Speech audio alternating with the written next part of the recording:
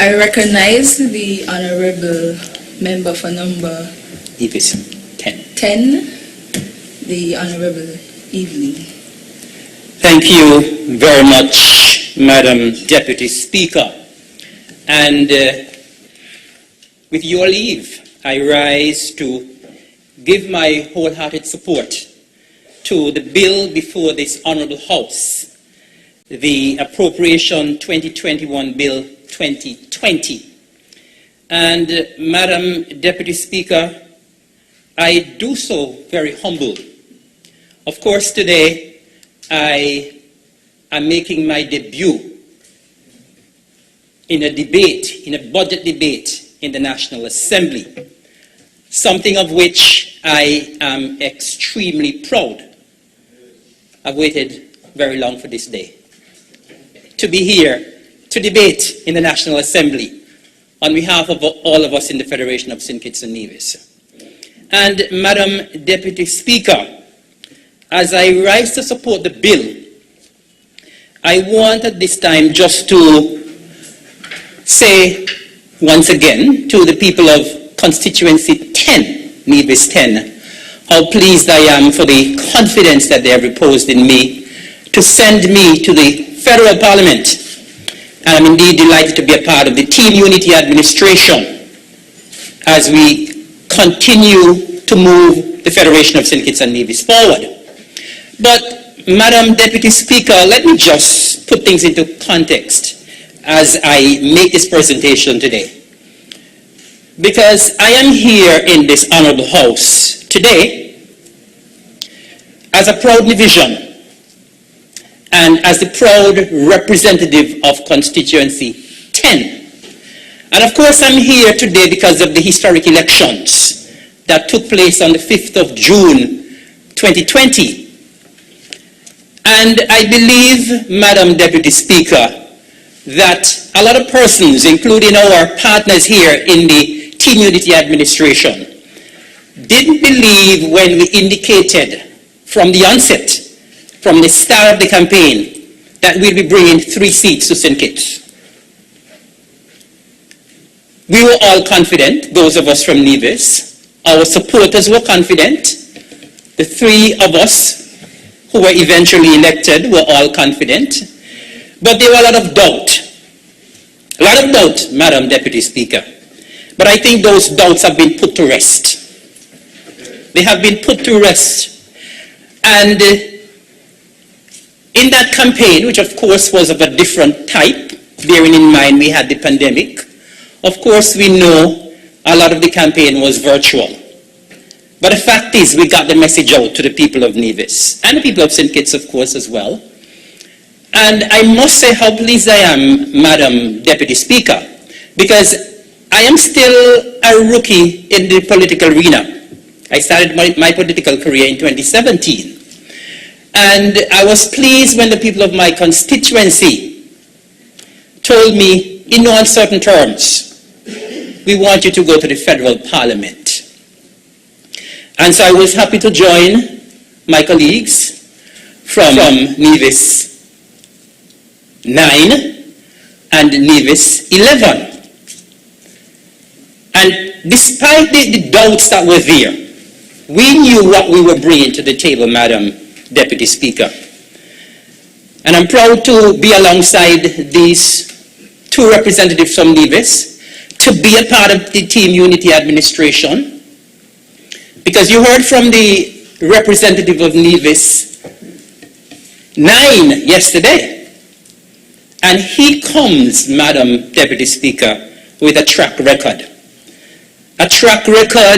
of governing in Nevis, and a track record of being a part of the Team Unity administration the first term, a track record of being a sound member of this national parliament. And of course you heard him yesterday. His track record, his stewardship as being the Minister of Foreign Affairs. And of course, the saying goes, diplomacy matters. And he would have chronicled what he would have done as the Minister of Foreign Affairs. And of course you heard him speak about the scholarships and the training and so on. And so his track record is undisputed. And Madam Deputy Speaker, you see that short fella from Nevis 11? His track record is undisputed as well. Previously, I was his permanent secretary, and so I know what his mettle is. And Madam Deputy Speaker, as I said, I'm still a rookie. And you know, when I started in the political arena, a lot of criticism was levied at me, right? Leveled at me.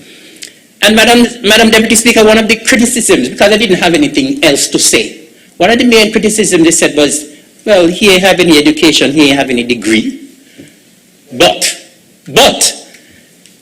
Madam Deputy Speaker, I don't need to have a degree to be in politics and to represent people. I am proud to say that I don't have a degree. I don't have any degree from any university. But I'm proud to say, Madam Deputy Speaker, that God has blessed me abundantly with a master's in common sense and a doctorate in being a common man. Let me say that again. God has blessed me with a master's in common sense and a doctorate in being a common man. And I'm happy that I'm here with the other two representatives from Nevis. And Madam Deputy Speaker, we bring substance to the table in the federal cabinet and this honorable house. We bring substance. And of course, with the substance that is already here from our partners in Team Unity, it means that this government ain't going anywhere anytime soon. And so, Madam Deputy Speaker, I'm happy to be here as a representative of Nevis 10 and to be a part of the Team Unity administration. And I really want to commend very highly the mover of the budget. Because bearing in mind the times that we're living in, I think we have been presented with a budget that is tailored to the times in which we are living in. And of course, the budget address was presented under the theme, Fortitude during the pandemic, Resilience, Recovery, and Transformation. And it speaks to the resilience of Frederick St. Kitts and Nevis.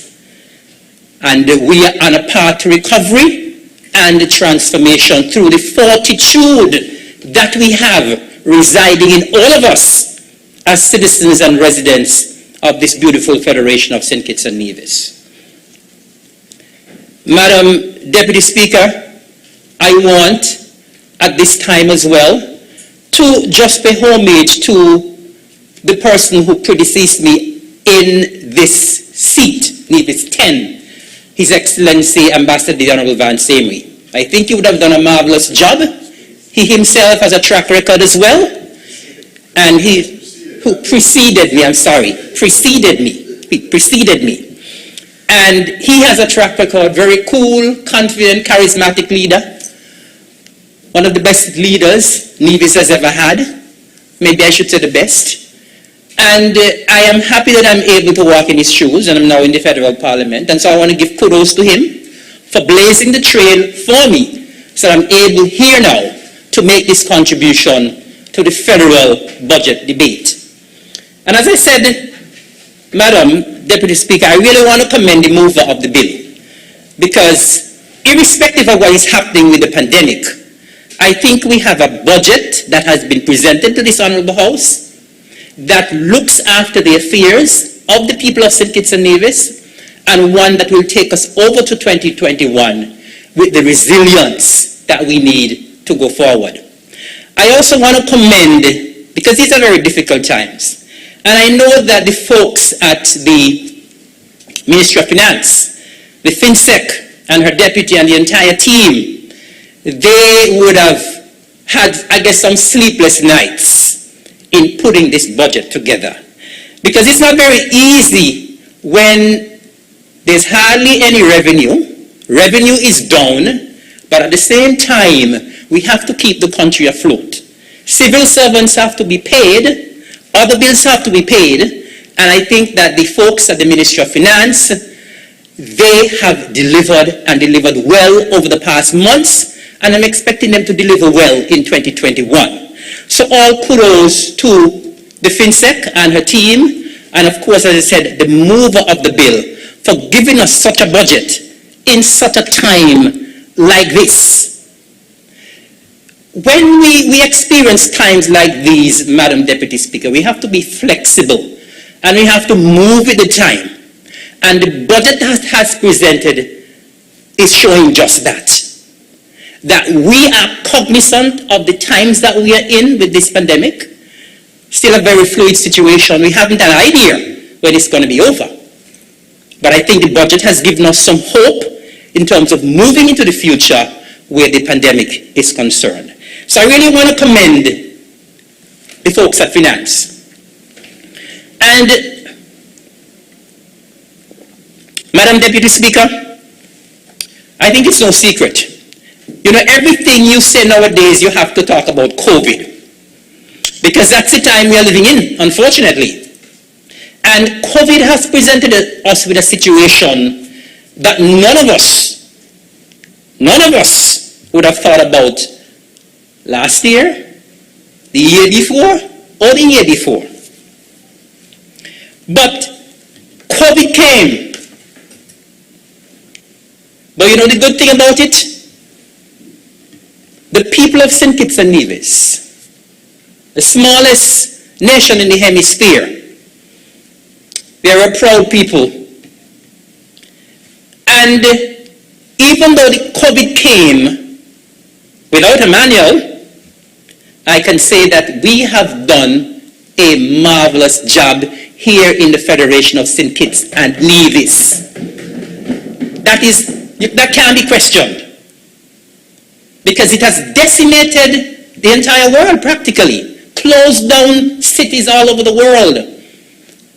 But here in St. Kitts and Nevis, of course we would have had our times when we had to close down, but we have bounced back pretty well. And it is because of the management of the team unity administration and the persons who have been put in place to manage this pandemic, why we are where we are at today. And I really want to give credit. I know the credit has been given before, but I don't think we can give too much credit to the members of the task force. Because they deserve the credit. They have had some sleepless nights. And I really want to give kudos and credit to them for the sound management of this pandemic. Unrivaled anywhere in the region and around the world. Look at the big United States. Look what is happening there. I really have to give kudos to the Minister of Health, member for Nevis, members for St. Kitts 3, even though we like to have you in Nevis, member for St. Kitts 3, and her team, Mr. Abdiel Samuel, Dr. Laws, Dr. Wilkinson, Commissioner Brandy, and the entire team. And of course, the team in Nevis as well, because they've done yeoman service. Dr. Judy Nisbet, Mr. Brian Dyer, and the entire team there as well. Because they have collaborated well.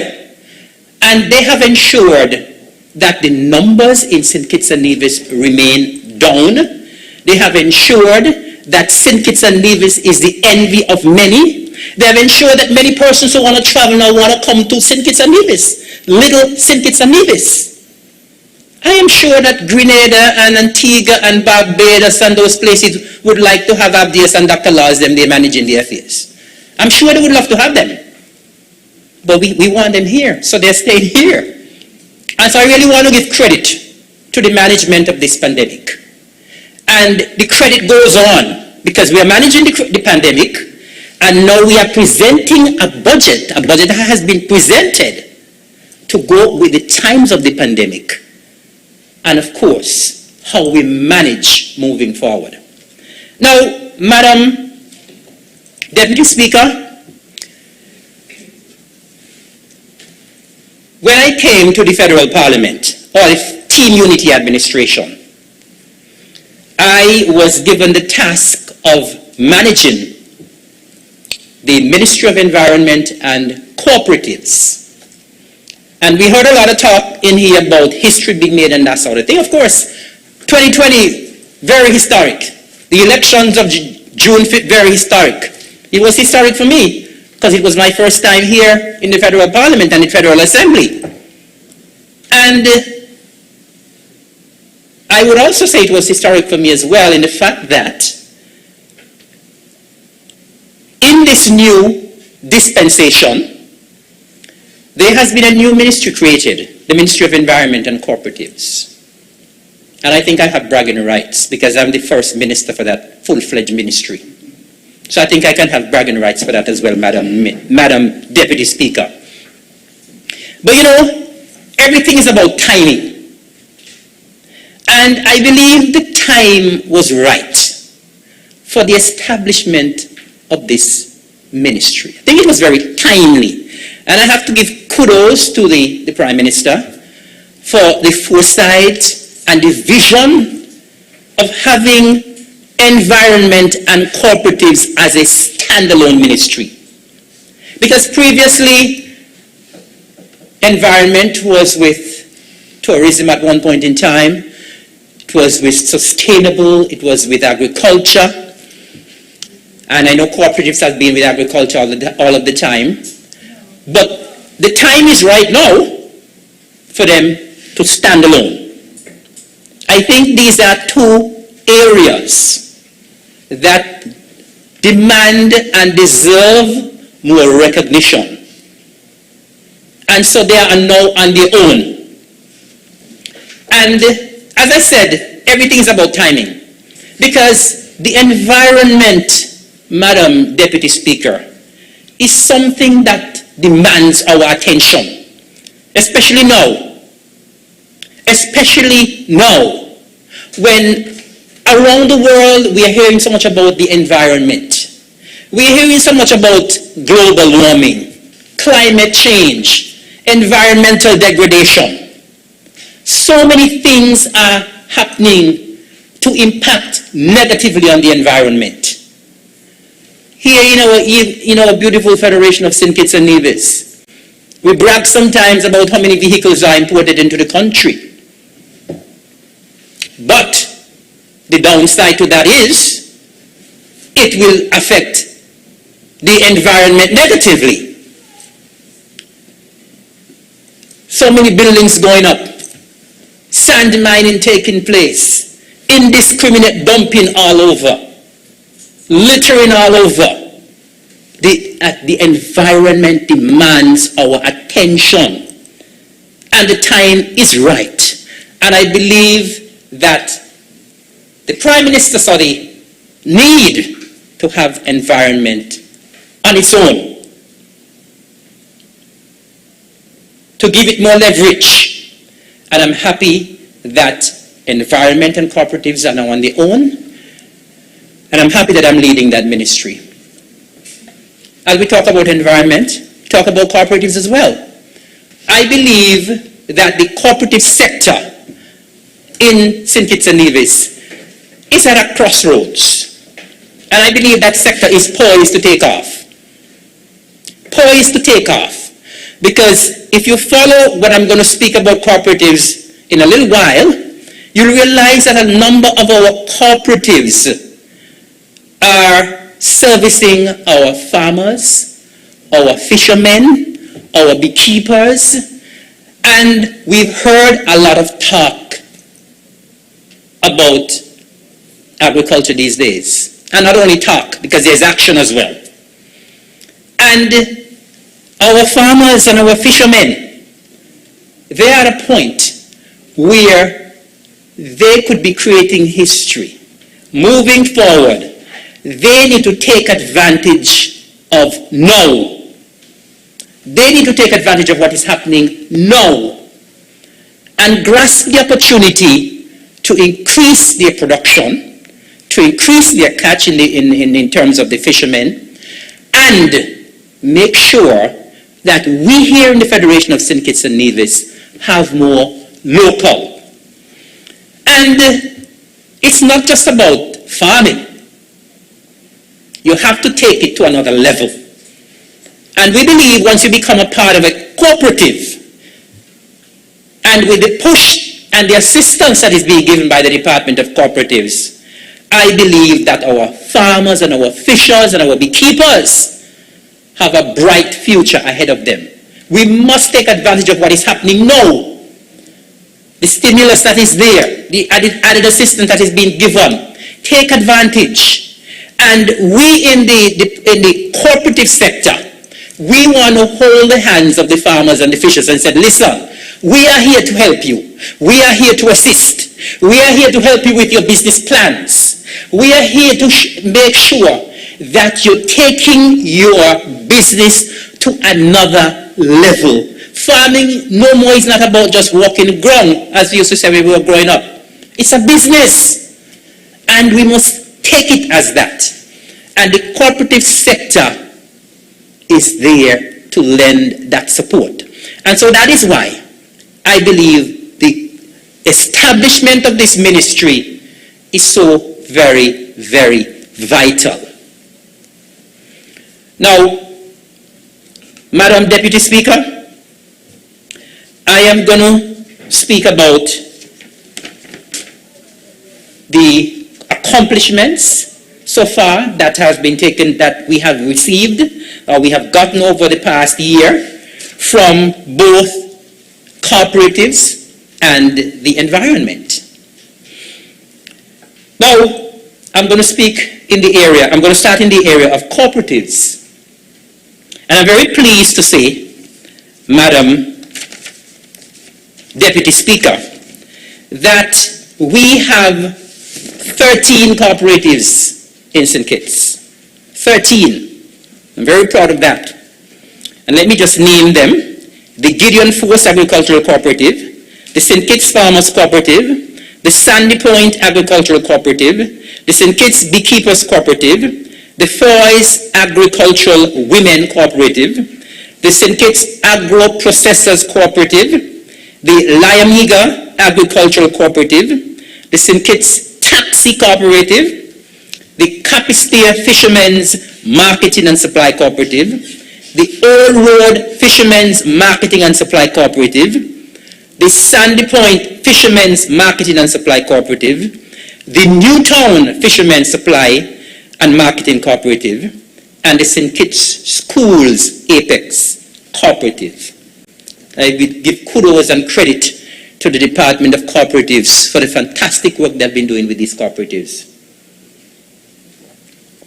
I know, Madam Deputy Speaker, sometimes the question is asked, why cooperatives? What is the importance of cooperatives? But if we follow cooperatives around the world, we would learn that there are some huge, very successful business enterprises that are actually run by cooperatives. Right here in the St. Kitts and Nevis, when we look at the Nevis Cooperative Credit Union, we look at the Police Credit Union here in St. Kitts and several other very successful financial institutions run by cooperatives, we can realize that cooperatives can make an important, significant contribution to the development of the country. And so, we are working diligently with the cooperatives that are there to strengthen them. And let me just start with what has been happening with the junior cooperatives. And in terms of our junior savings cooperatives, Madam Deputy Speaker, we would have done some work at the Charles E. Mills Junior, the Charles E. Mills School, and they now have a junior savings cooperative. And when that was officially registered in 2020, earlier this year, it brought to 25 the number of junior savings cooperatives in St. Kitts. And I am proud to report that all of the government primary schools now have junior savings cooperatives. All of them. And we want to encourage thrift and saving and trust and community among the young people. And that is why we want to start it down there at the primary level. And then, of course, when they go up to the secondary level, we want to take it there as well. At the Epsworth Morris Hillier Primary School, we're also doing some work there as well. We would have had some meetings, would have done some work with the bylaws, meetings with the students, meetings with the parents, meetings with the teachers, and COVID came, and so they had to take a break. But we're going to be going back there in 2021 so that that school could also be registered. And we also, as I said, we want to take the cooperative philosophy into the secondary schools as well. Let's talk about the Fishermen Cooperative now, Madam Deputy Speaker. And I believe that people are seeing the light. The fishermen are seeing the light. And so they are now saying, well, we want to be part of cooperatives as well. And so we had some dormant cooperatives around. And they said, well, listen, we want a piece of the pie. And we want our cooperatives resuscitated and reorganized and rejuvenated. And so the members of the Sandy Point Fishermen's Cooperative, they would have invited representatives from the Department of Cooperatives to come and have some discussions with them. And so the discussions have been held, and now the plans are fully afoot to have them, even though they were dormant, reactivated in 2021. Down at Newtown, the Newtown Fishermen's Cooperative, meetings have been held there as well. An accounting firm has been found or hired to do some accounting work, because of course those of us who know much about cooperatives would know that when it comes to cooperatives, you have to be up to date with your accountability and your accounts. The books, very, very important. And so they would have hired a financial institution to a business solution company to do the audit of the financial reports from 2016 to 2020. And so now they are back on track now, Madam Deputy Speaker. When it comes to the agricultural cooperatives, they are very, very active. All kudos to them. The Gideon Force Agricultural Cooperative, they would have had a wonderful year because they have been able to complete the construction of a GEF-funded project in terms of water catchment. So they would have been able, from this project funding, to construct a water catchment facility. Along with the water catchment facility, they have a pump.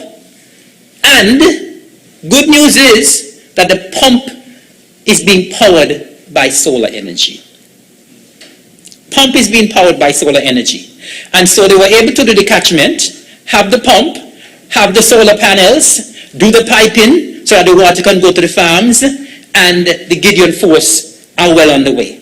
And so they were able to benefit from that project for over $52,000. Madam Deputy Speaker, the St. Kitts Farmers Cooperative Society and the department would have worked with the GEF program here in St. Kitts and Nevis, and they have put a project together. And that project will ensure that the St. Kitts Agricultural Cooperative, Farmers Cooperative, they would be getting some solar panels again and a battery system to run their walk-in chill. And so you realize what we are doing here, that we are trying to focus on renewable energy as well. And that project is valued at over $115,000 US, and that project right now is under review from GEF. The Sandy Point Agricultural Cooperatives, they would have benefited from a hydroponic system, and they would have turned out their first crop earlier this year, crop of lettuce. Didn't do too well, but they would have solicited the assistance of the Taiwanese Technical Mission, and hopefully going forward, they'll be able to get some better yields.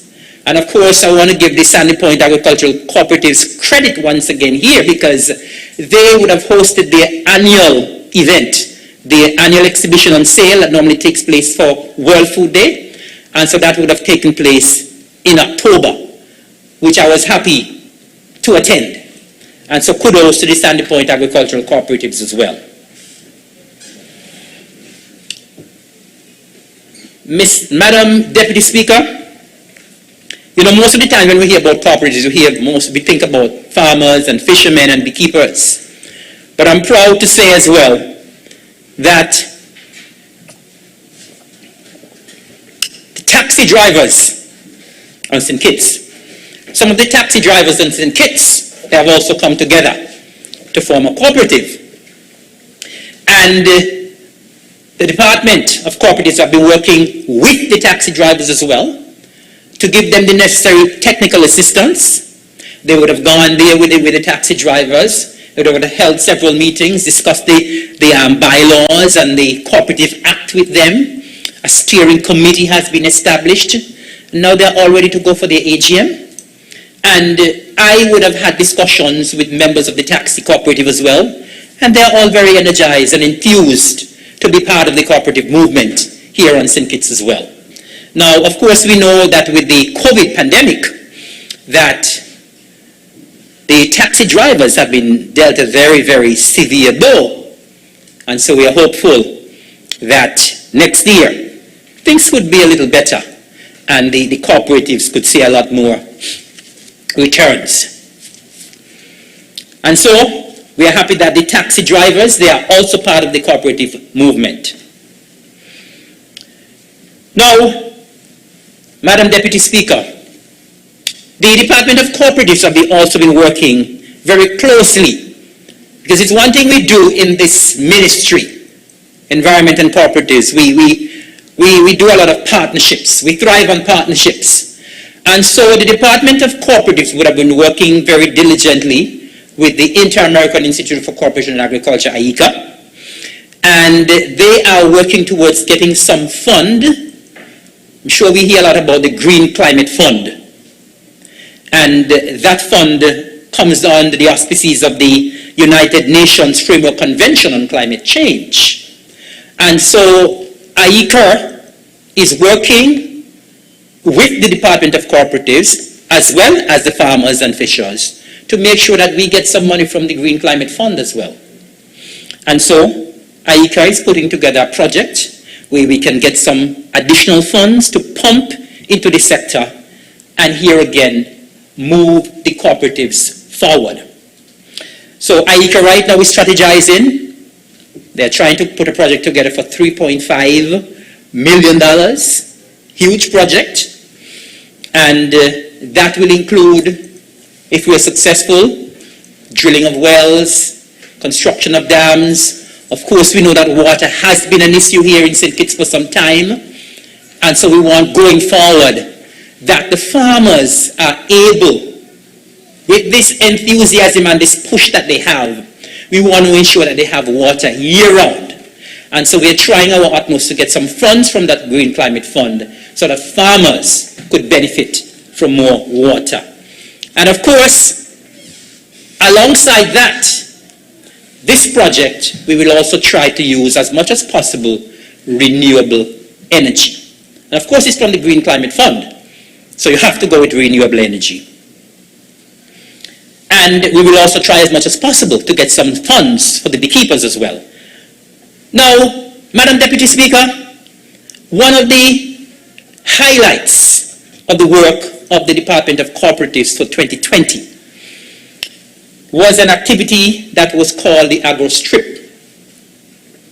And that was our signature, one of our signature events for 2020.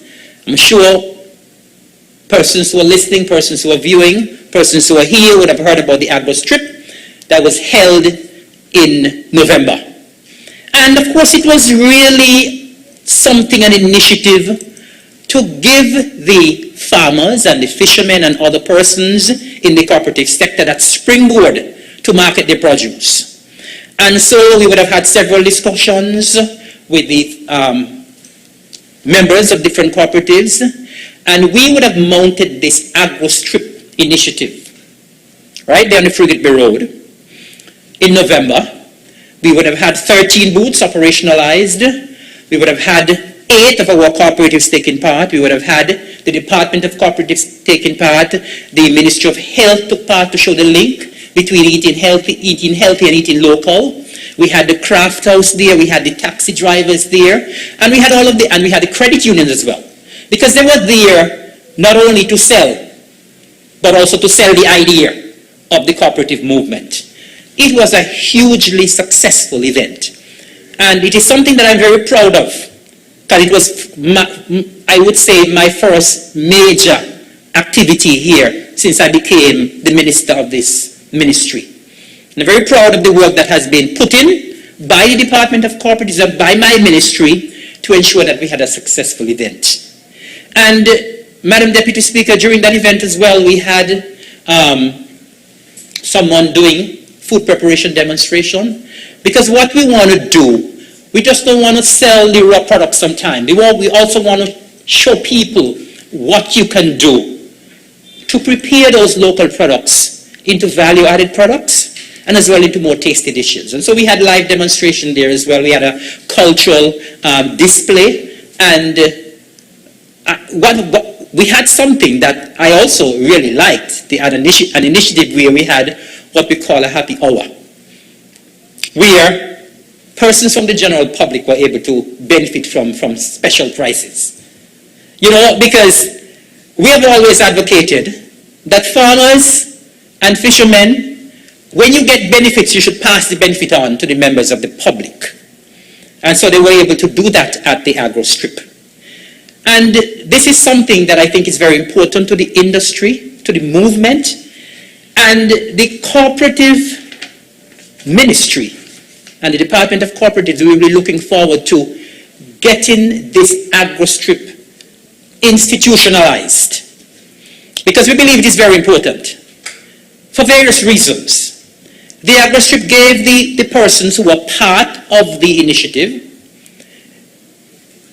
they gave them the opportunity to go and market their products. The agro strip gave them the opportunity to showcase to members of the public what they are doing. It also gave them the opportunity, Madam Deputy Speaker, to try to encourage other persons to be a part of the movement. And very interestingly as well, as I spoke about the Ministry of Health, the Ministry of Health personnel were there because they were trying to create the link between eating local and being healthy.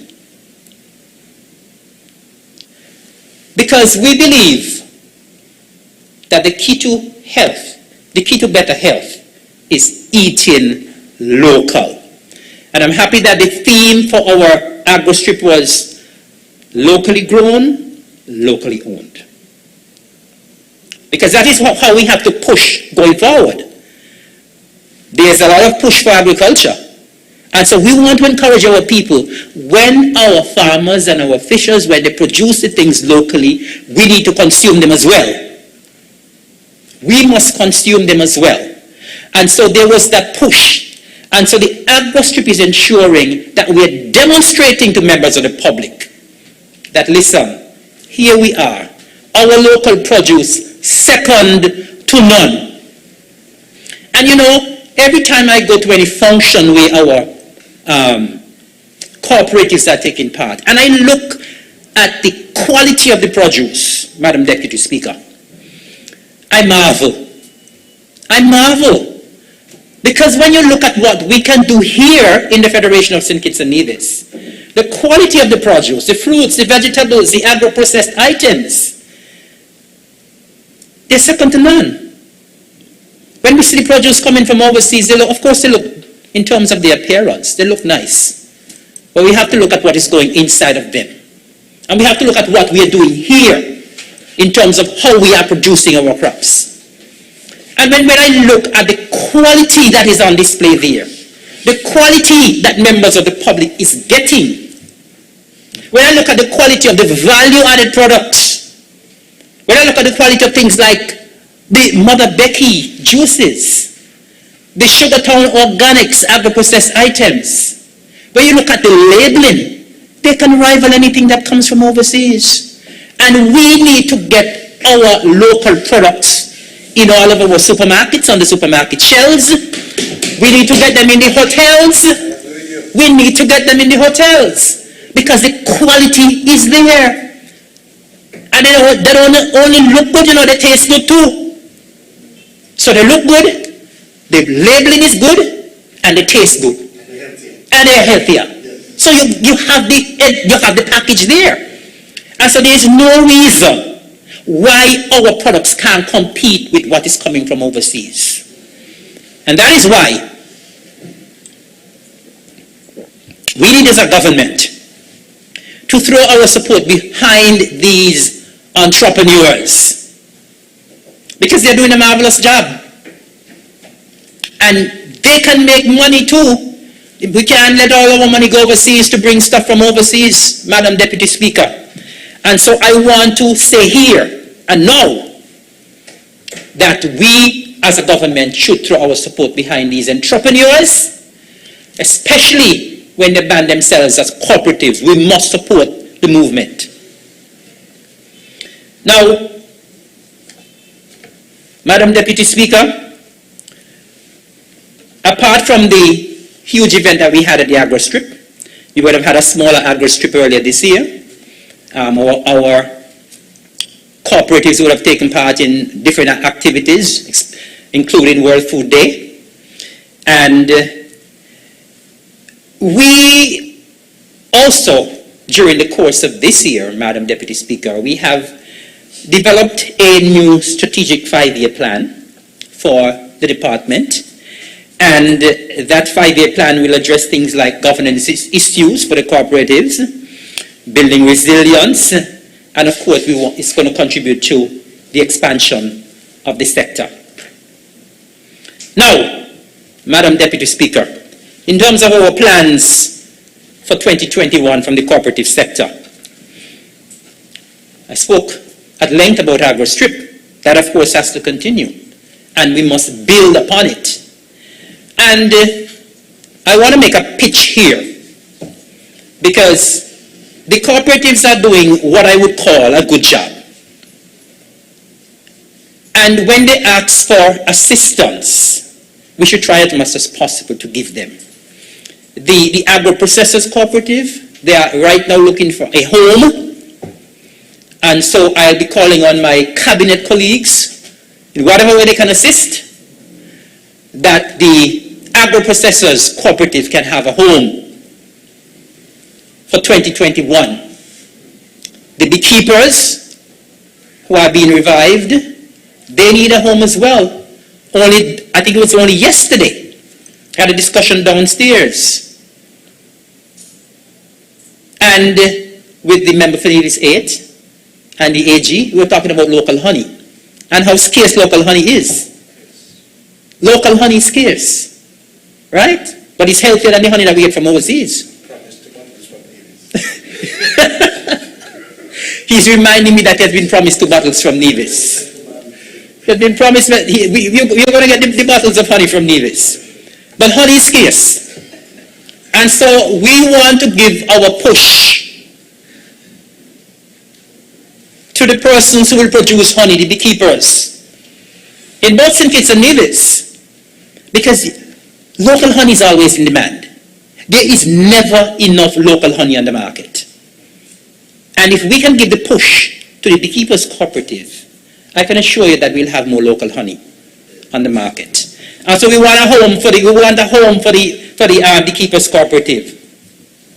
We want to continue to promote more collaboration among the cooperatives. I can see the good collaboration so far. I was very happy when I convened a meeting with all of the different cooperatives, when there was so much dialogue. Members of the cooperatives from farmers and fishers were saying to the taxi drivers, well, listen, sometimes we need transportation, we can call you. And so the synergies are there, and the collaboration is there. We want to push that. We want more collaboration among the cooperatives. We want to build the cooperatives with strong internal management protocols. And how are we going to do that? We're going to continue to work with the cooperatives, Madam Deputy Speaker. We're going to continue to ensure that they have their monthly meetings. their books are up to date and ensure that their financial statements are in order and have their society business plans as well. Of course, when they're doing their meetings, they must have their minutes as well. Everything has to be recorded because you must go according to the Cooperatives Act and the bylaws of the society. And of course, we're going to be pushing the cooperatives to run sustainable and successful businesses, which could lead to growth. We've been talking about successful businesses all morning. And so we're going to be assisting the cooperatives with their project writing. Of course, we know once you are part of a cooperative, you can actually access money sometimes that the government can't access. But you have to be able to write proper project proposals. And so we're going to be helping them with that as well. And of course, training in business-related areas. And we're going to try to have constant training and retraining of the members of the cooperatives. And of course, we're going to continue with the staff training at the cooperative department as well. And of course, we want more young people in the movement as well. And that is why we have been spending so much time in the junior savings cooperatives. We want more young persons in the movement. And so, Madam Deputy Speaker, these are some of the things that we have planned for next year for cooperatives. And of course, we're going to continue to raise their awareness. We normally have a Cooperatives Week. We normally have a quiz. We have radio programs. And of course, I am someone who is very big on public relations. Very big on public relations. And whatever they're going to be doing in that department, they must ensure that the public knows what is happening and the public is on board. And so we're going to continue with our promotion. Madam Deputy Speaker, let's turn now to the environment. And this is a sector that touches everyone. I do? Yes. I wasn't even aware of that. I want to recognize two persons from the Department of Cooperatives here. I'm very happy that they're here in the gallery for support. I have the director here, Mr. Clyde Thompson. Is that Miss Allen? Earl Allen. And of course, later on, I'm going to give you all your kudos when I come to the end, your credit. So stay right there. Stay right there. And let me go to the Department of Environment now. It's a cross-cutting area. And, you know, environment is cross-cutting. And we've been hearing a lot about the Sustainable Development Goals. And environment cuts across 8 of them. 8. That is why environment is so important. And that is why I'm happy that it has gotten its own recognition as a ministry on its own. The 8 goals are: number 6, clean water; number 7, affordable and clean energy; number 9, industry, innovation and infrastructure; number 11, sustainable cities and communities; number 12, responsible consumption and production; number 13, climate action; number 14, life below water; and number 15, life on land. And I cannot overemphasize how important the environment is to all of us. Now, in the area of the environment, that is another department that has been extremely busy. And a lot of the times we don't even recognize how busy these departments are. And that is why I've been telling my departments, whatever you do, you have to promote it. Because unless you promote it, people can't know what you're doing. Right? Now, the Department of Environment, they are focusing on 3 pillars. Climate change. We hear so much about climate change these days. Biodiversity, ozone. And what I'm going to present here, you would realize that the Department of the Environment has been involved in a number of projects funded from overseas. And they have been managing a lot of these projects and been doing a magnificent job as well. Now, one of the mandates of the Department of the Environment is, of course, is to oversee our protected areas.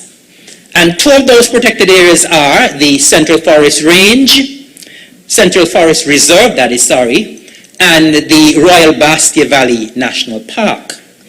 Now, in terms of what is happening in the Forest Reserve, we continue with our environmental protection and preservation there.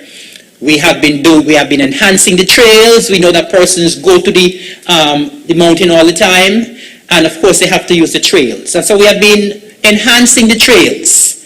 And of course the park rangers have been doing a good job at that. They have been doing something called blazing the trail, where they're actually creating unique marks for the different trails.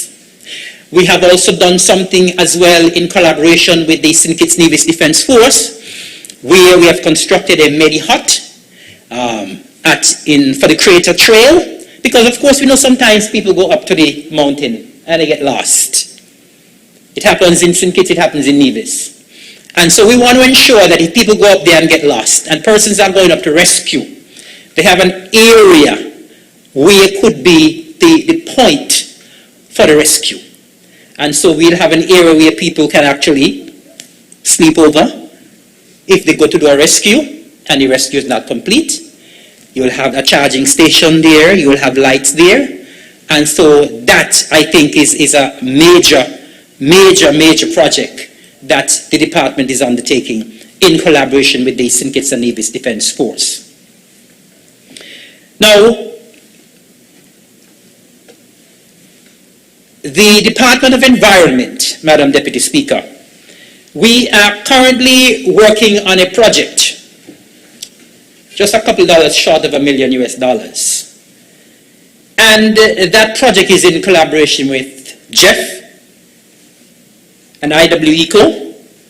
And part of that project, and I'm happy to say that this project, we are seeing benefits on both islands, both St. Kitts and Nevis. Here on the island of St. Kitts, we are seeing some work being done in the College Street gut in terms of the stabilization of the gut.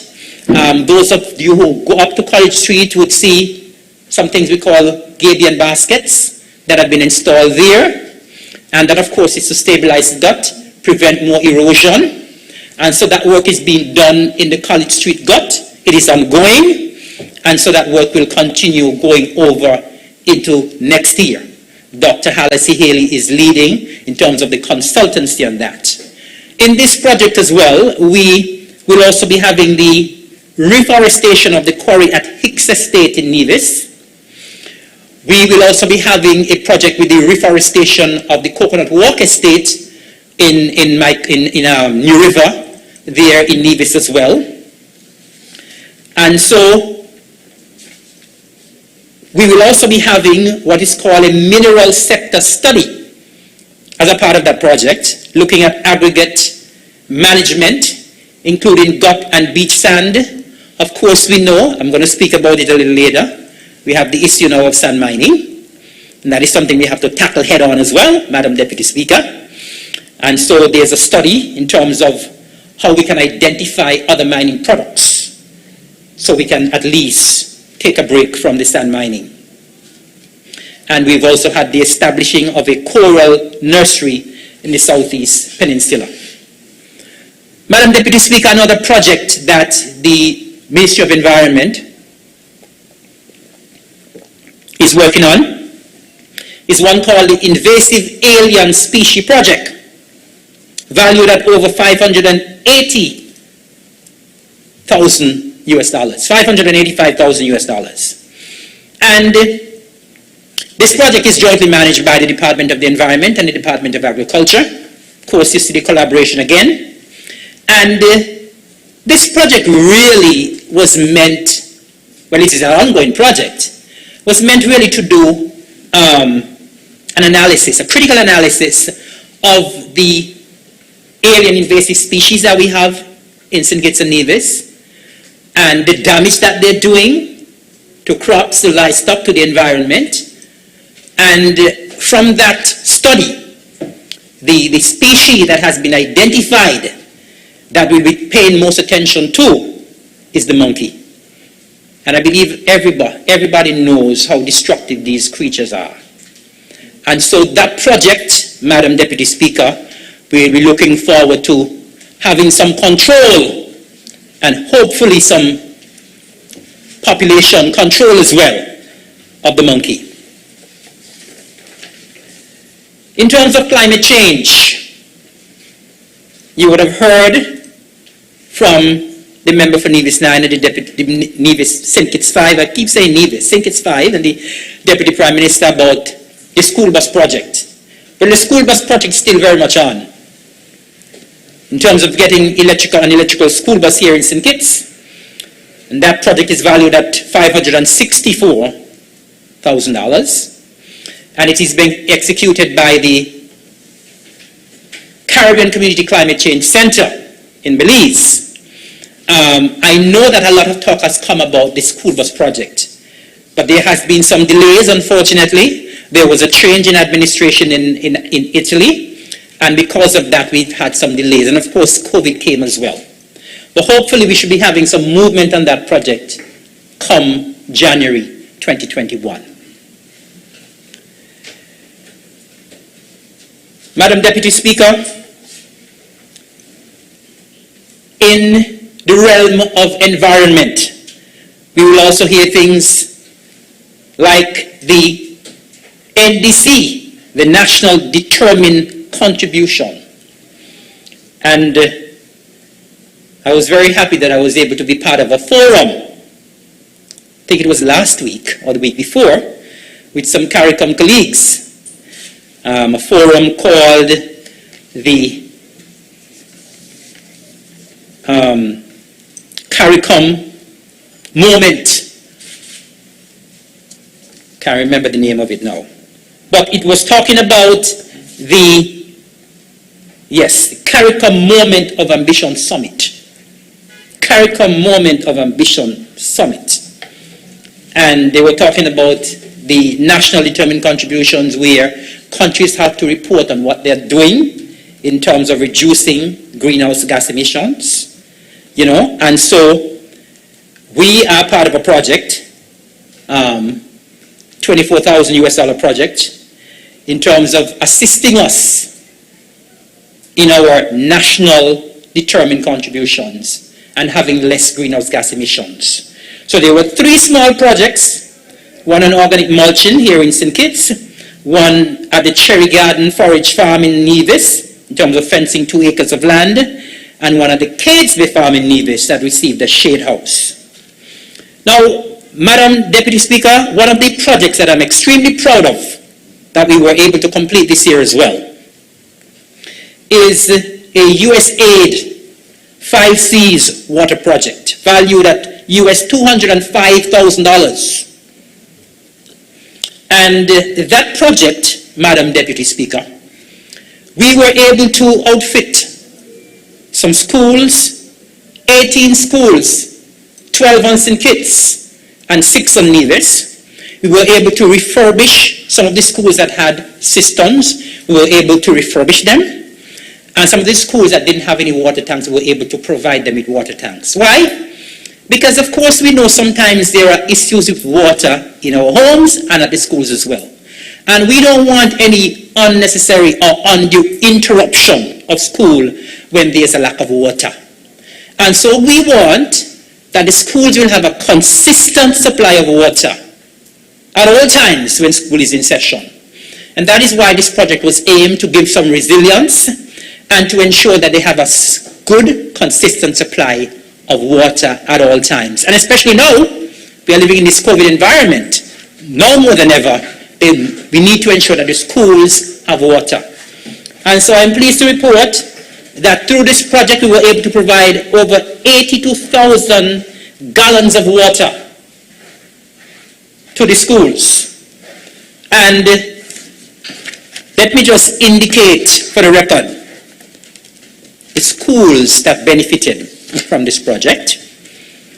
And the schools are on St. Kitts, the Industrial Site Daycare, the McKnight Daycare, Sadler's Nursery, Tabernacle Daycare, K-On Daycare, Sandy Point Daycare, Sandy Point Pre, K-On Primary, K-On Secondary, Day Primary, Dr. William Connor Primary, B Beach Island Primary. And on Nevis, we have the Charlestown Secondary, Charlestown Primary, Charlestown Pre, Ivor Walters Primary, St. James Primary, and the Cicely Brown Integrated School.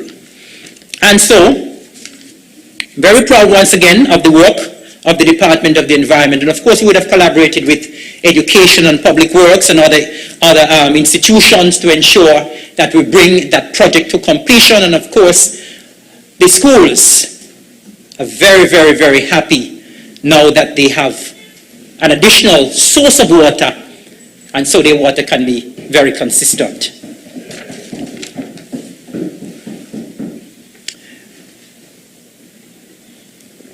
Madam Deputy Speaker, we also have what is called a USAID 5Cs project on coral reef early warning systems, or CREWS, valued at US $100,000. And actually a station is up and running. It's located in Paradise Reef, Sandy Point, and you can collect data such as the salinity and the sea temperatures, and the equipment can also better predict coral bleaching. Madam Deputy Speaker, we in St. Kitts and Nevis are fortunate as well in being part of a region-wide 12 million euros project. It's a 3-year project. And thankfully, St. Kitts and Nevis has been identified for 3 fully automated weather stations. And we have also been identified for a project in water. We cannot have too much water. Water is life. And so kudos once again to the Department of the Environment for the work that they've been doing with these projects and ensuring that whatever funding is available out there from the region and from internationally, we are able to take full advantage of them. In the area of biodiversity and biosafety, Madam Deputy Speaker, we would have completed a terrestrial inventory in 2017, and that would have included a rapid assessment of the inventory of our biodiversity. We are currently doing an internal assessment of the birds in the Central Forest Reserve, and in that biosafety project as well, discussions have commenced on phase 2 of the implementation of the regional biosafety framework. And I'm pleased to announce as well that St. Kitts and Nevis is the only one in the region that would have developed the biosafety legislation, the Biosafety Act of 2012. Now, in terms of conserving biodiversity, we are part of a project, $3.37 million US. And as a part of that project, Madam Deputy Speaker, we have completed what is called the Nevis Interpretation Center building at Hard Times. And I'm very proud because it's right in the heart of my constituency. Right in the heart of Nevis 10, in an area called Hard Times. And that interpretation center, the purpose of that center, Madam Deputy Speaker, is to provide information for when persons are visiting the mountain in Nevis, Nevis Peak. Persons will be able to come there, get information. It's a home for the park rangers that we have on the island of Nevis as well. And so we were able to benefit from this project. Also benefiting from this project is the Nevis Physical Planning, the Nevis Physical Development Plan, and that is currently being wrapped up. Also proud to report, Madam Deputy Speaker, that part of that project, we have seen the construction at Keys of the Marine Species Rehabilitation Center. Very proud. This is the first of its kind in the region, established right here in St. Kitts and Nevis. And what that center will do is that it will be able to rehabilitate marine species, including turtles. And of course, we know that what work has been taking place with the turtles and conserving the turtles in our waters in St. Kitts and Nevis. And so you find if we have turtles that are out there or that are inshore, that are injured, that center we'll be able to do the rehabilitation work on those species. And so I'm very proud once again for the establishment of that. And hopefully sometime in 2021, we will see the commissioning of that center. Madam Deputy Speaker, I would have spoken about the importance of public relations when I spoke about cooperatives. And I'm going to speak about it again here in environment. And when I would have met with the Department of Environment earlier this year, I would have said to them, because of course you would have heard the report, you would have heard what I chronicled here, and a lot of the times we in the Federation are aware of all the work that is taking place. And people need to know, because a lot of the times things are, criticisms are leveled and say, well, that department ain't doing anything, that department is not doing anything, that department is not active. But when you can say to the members of the general public, this is what I'm doing, this is the evidence, then you'll be able to debunk all of the issues or the bad press that is coming from persons out there. And so, the Department of Environment, they have been working very assiduously in terms of getting the message out to members of the public. They have a Facebook page, they have an Instagram page, they are on YouTube as well. And we are getting some good hits on all of these pages. And of course, in terms of our image as well, earlier this year we would have worked with the Ministry of Tourism in terms of the National Cleanup Day in August. And we would have also worked with and collaborated with the Taiwanese Technical Mission for their National Day earlier this year as well. And we would have done some cleanup on some of the beaches. And I'm very happy that I was able to be a part of that initiative with my staff at the Department of the Environment. And I'm very happy as well to say that the department would have recently taken part or participated in the Working for Your program, where persons in St. Kitts and Nevis could know more of what is happening in environment. Now, Madam Deputy Speaker,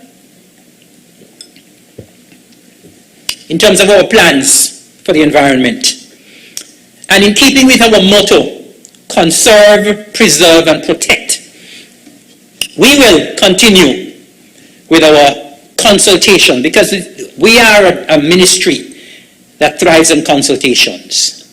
Now, earlier this year, I would have had the privilege and the honor of having the first reading of the National Conservation and Environment Management Bill, NCEMA. I stood right here, presented the first reading. And so right now we are meeting with our stakeholders, and we're going to continue meeting with our stakeholders and the consultation in 2021. Because of course we have some work to do in cleaning up the bill. It was just we have the draft, but we have some work to do, and that work is ongoing, and we're going to continue that work in earnest in 2021.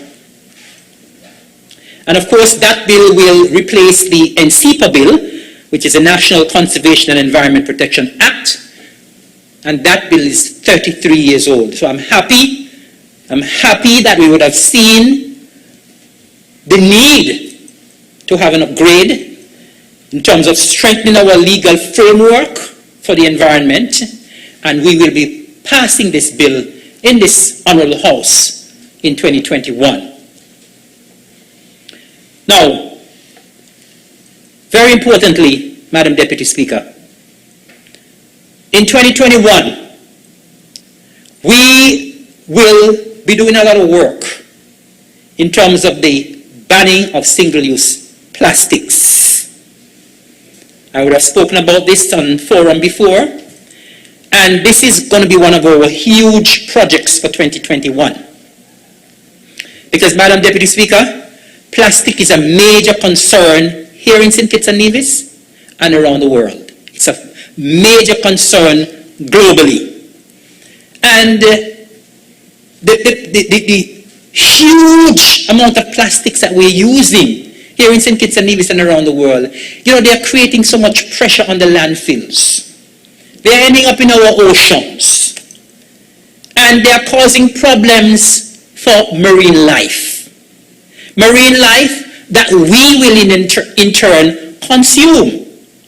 And so what we are finding, Madam Deputy Speaker, is that a lot of the plastics that are ending up in the ocean, the fish, the turtle, the other marine species, they are consuming, they are ingesting these microplastics. And guess what? The microplastics now end up in the food chain. They end up in the food chain, and guess what? We in turn consume those microplastics, and a buildup in microplastics in our system can cause cancers and other diseases. So I want to give a warning here to persons who like to throw their plastic all over the place and throw their plastic in the sea, that eventually you might be eating some of them same plastic. No, I'm serious. You might be consuming some of those same plastics that are not good for you. And so we're going to be going on a campaign to eventually ban single-use plastics. It will be a phased approach. And of course, it's going to be a consultative approach as well, because we'll be consulting with our stakeholders. And so eventually, we will be banning the importation, we'll be banning the sale and distribution, we'll be banning the use, and then of course we'll be banning also the manufacture of plastic bottles here as well in St. Kitts and Nevis. And so I want to sound it here, and just to have our folks in the Federation of St. Kitts and Nevis be aware that we will be trying to ban single-use plastics. The good thing about it, Madam Deputy Speaker, is that the Department of Environment would have done a survey last year, and from that survey, it was conducted in both St. Kitts and Nevis. Over 90% of the respondents were in favor of banning single-use plastics. Over 60% of the respondents were in favor of graduating to other products apart from plastics. And so we would want the support of members of the public where that is concerned. I have a little bit of statistics here to share, just to accentuate the point. You know, every year we do this beach cleanup, this coastal cleanup, right? In 2019, the coastal cleanup in St. Kitts and Nevis, the top 3 items collected were plastic pieces, plastic bottles, plastic caps. The data for St. Kitts shows that in terms of plastic pieces, there were 2,353 pieces of plastics collected. And that in all, that's just a tip of the iceberg. Plastic bottles, 1,341. Plastic bottle caps, 1,252. Over in Nevis, plastic pieces, 713. Plastic bottles, 2,285. And bottle caps, 1,841. And you know what that is telling us? That if they were collected from the beaches, they would eventually end up in the sea. And it's also possible that these numbers that have been represented here, more may have ended up in this ocean that is going to come right back into our system. And so I want people to get the message loud and clear that plastics is doing a lot of damage, and it's going to do a lot of harm. And so we're going to be asking persons for their full support when the consultations are rolled out. We're going to have a public relations campaign where that is concerned. And I really want to thank the Ministry of Tourism in both St. Kitts and Nevis, because earlier this year they would have done a campaign in terms of trying to have less plastics being used in St. Kitts and Nevis. They would have gone to several supermarkets, they would have distributed reusable bags. And so kudos to tourism for the work that they would have done there as well. And over in Nevis, we have been having conversations. The conversation is there. And a lot of the supermarkets and the hotels are actually on board in terms of banning plastics. And so we're going to accentuate that discussion. We're going to take the dialogue to another level next year. Because St. Kitts and Nevis always leads. But unfortunately, with this ban on single-use plastics, we are behind in the region. And that's not good. That's not good, because a number of other islands in the region have gone ahead and they have banned single-use plastics. I was on a Zoom meeting recently with some colleagues from the OECS, and they have actually offered their support to me and St. Kitts and Nevis in terms of going forward.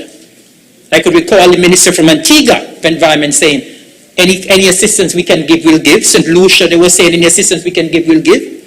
Because they want to see us going forward in that direction in terms of banning single-use plastic bags. Madam Deputy Speaker, in 2021, we want to continue with our visibility of the department. And I want us to consider this, that I want all of us in St. Kitts and Nevis to become stewards of the environment. All of us. Because we must be cognizant of the fact that whatever we do, everything we do affects the environment. And so, we want to take the dialogue to another level, and we don't want it to be just talk. We want action. And so, in 2021, we want action. We want a change of behavior in persons. And of course, we want to attract more young people to talk about the environment as well, to become environmental stewards. And that is why, in 2021, we want to continue our collaboration and strengthen collaboration with all of the ministries in this Team Unity administration. And so I'm going to be calling on education. When we have anything to do with the environment and cooperatives, we want the assistance from the school children. I'm going to be working very closely with Madam Minister of Health in terms of ensuring that we have a clean St. Kitts and Nevis. And of course with the member for Nevis 8 as well, who is in charge of solid waste. So I'm going to be working very closely, and of course with tourism as well, and agriculture. This ministry is about collaboration, it's about consultancy, and it's about working together. We are about togetherness. And that is why I'm so proud of cooperatives, of bringing that philosophy of working together. And so we want to ensure that we continue to collaborate with our partners here in St. Kitts and Nevis, with the region, and of course with our international partners as well. And of course we're going to continue our work on the protected areas. Madam Deputy Speaker, we have some big plans, big, huge, massive plans for the Royal Bastia Valley National Park. Yes, we got some big plans for that place. It's 494 acres. And I'm very proud of this administration for the groundbreaking ceremony that took place recently for that solar park farm that will be part of that valley, that protected area. Because it means that we're going in the right direction. We are looking towards renewable energy. And that is the way to go. That is the way to go. And so, we have some big plans for that Royal Bastia Valley project. And I hope when I come to cabinet with the plans, I hope that I will get support from my cabinet colleagues. Because in that area, you'll find the plans that we have. Eventually, persons will be able to go there to walk, to jog, to cycle, without having to look around for any traffic around them. We're going to have an area there, eventually, because it's going to be in phases, where when anyone wants to have an exhibition, you can have your exhibition right there. We're going to have, sure. You never can tell, right? So we have some huge plans for the Royal Bastia Valley National Park. And as I said, it's not going to happen overnight, but it's going to take some doing. But I think we have the will and the fortitude to do just that. Of course, we're going to continue the dialogue with sand mining. Because, Madam Deputy Speaker, I'm not happy that so much sand mining is taking place in St. Kitts. I'm happy to say that we don't have any sand mining in Nevis now. That was banned since in the 1990s. and I'm going to be championing the cause here in St. Kitts and Nevis. We need to leave the sand on the beaches, and we need to leave the sand in the guts. We need to protect the guts as well. We have been importing aggregate material and sand in Nevis, so I believe we can do it right here as well. We are a tourist destination. We need to have our destination as pristine as possible, and we should not be messing with the beaches. And so I want time to come when sand mining here will be a thing of the past. Madam Deputy Speaker, my time is running. That's good, man. Indiscriminate dumping. Madam Speaker, I paid a visit the other day to the Royal Bastia Valley National Park. And I was ashamed. I see all kind of bed and fridge and washing machine and all kind of thing up in the park. That's not good enough. That's not good enough, Madam Deputy Speaker. And it's a shame that sometimes truckers get paid. They get paid to take these things to the site, and the tipping fees are so cheap. They get paid. They take the people money, and then they go and dump this stuff in the Royal Bastia Valley National Park. That is not good enough. And we are going to be championing this cause to ensure that people stop this nonsense. It must stop. This indiscriminate dumping is not good. And as I talk about indiscriminate dumping, I must also talk about the littering too, Madam Deputy Speaker. People must treat government property and public property like their own. If you're not going to litter your home, why are you going to litter the streets? Why are you going to litter the beaches, Madam Deputy Speaker? Treat it like you own. I mean, I am ashamed sometimes when we come down on a Monday morning for cabinet and we step off the boat there at Reggae Beach, and the sight there on those beaches, it's horrible. It's not good enough. Madam Deputy Speaker, you know, every time I see this, it irritates me. It irritates me. Because here in St. Kitts and Nevis, we should not be behaving that way. If we have a clean house, you should not be going out there and messing up the beach. When people go to the beach to have their little beach parties, they leave all the garbage there. If you have a party in your house, you're going to leave all the garbage all over your house? Come on. That's not good enough. We need a change of attitude when it comes to littering. And I'm really hoping that in the future we could have our litter wardens activated and they could do some work and charge people when they litter. People must change this. And I want to make a special appeal to the bus drivers. When you have your passengers, man, don't let them throw no bottle out the window. When you're driving on the road and you're drinking a water, don't throw the bottle outside. Keep the bottle in your vehicle until you get home, or you get to a garbage site, or you get to a bin. It's not good. We're a tourist destination, and I want the time to come, Madam Deputy Speaker, when St. Kitts and Nevis could be billed as the cleanest destination. The cleanest destination in the in the region and the world. But we can't. Yes, the AG is reminding me about the Bastia streets. We can do better. We need to exhibit more national pride.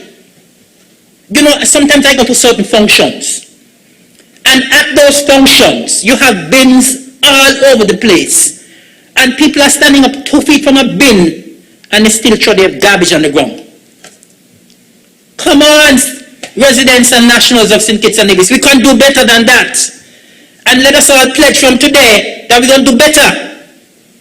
When we walk the streets of Bastia and Charlestown, we don't want to see any bottles and cans knocking all over the place. It's not good enough. It's not good enough at all. It's not healthy. If we want to have a healthy destination, we must have a clean destination. And so I'm making the appeal now. I'm making the appeal now, Madam Deputy Speaker. I'm about to wrap up, Madam Deputy Speaker, because I see my time is almost gone. But I just want to say that, everything that we do hinges on the environment. Everything. Every decision we make. And it's going to affect the environment, whether positively or negatively. And we want to live in a destination that is healthy.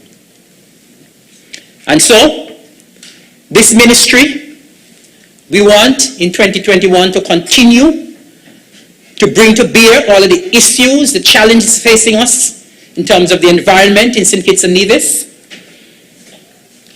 We want the dialogue to continue, and as I said, we want to take it to another level where we have action.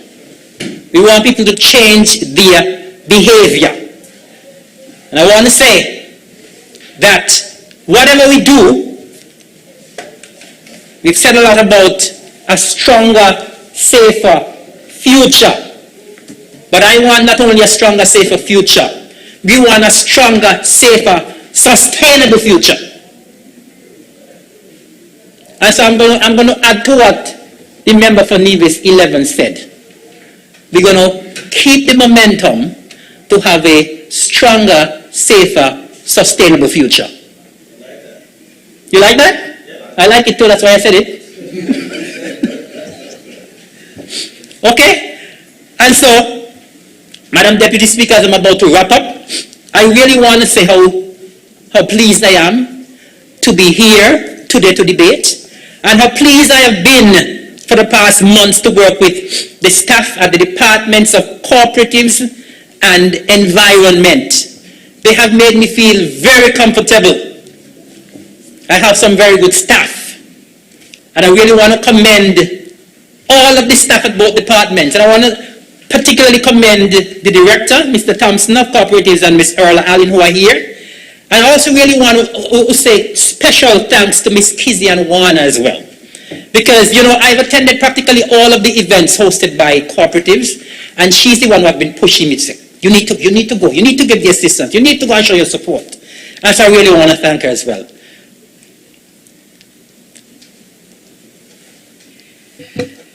Honorable Member for number 11, your time has elapsed. Can I ask for just an additional 10 minutes? I'm wrapping up. The question is put that the Honorable Member time is extended for 10 minutes. All those in favor? Aye. All those against? The ayes have it. Thank you very much, Madam Deputy Speaker.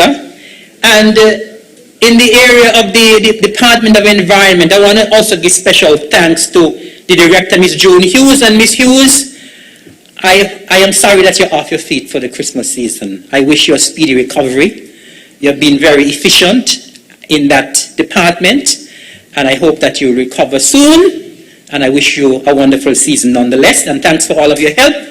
And Ms. Cheryl Jeffers, who has been deputizing for her, doing a marvelous job as well.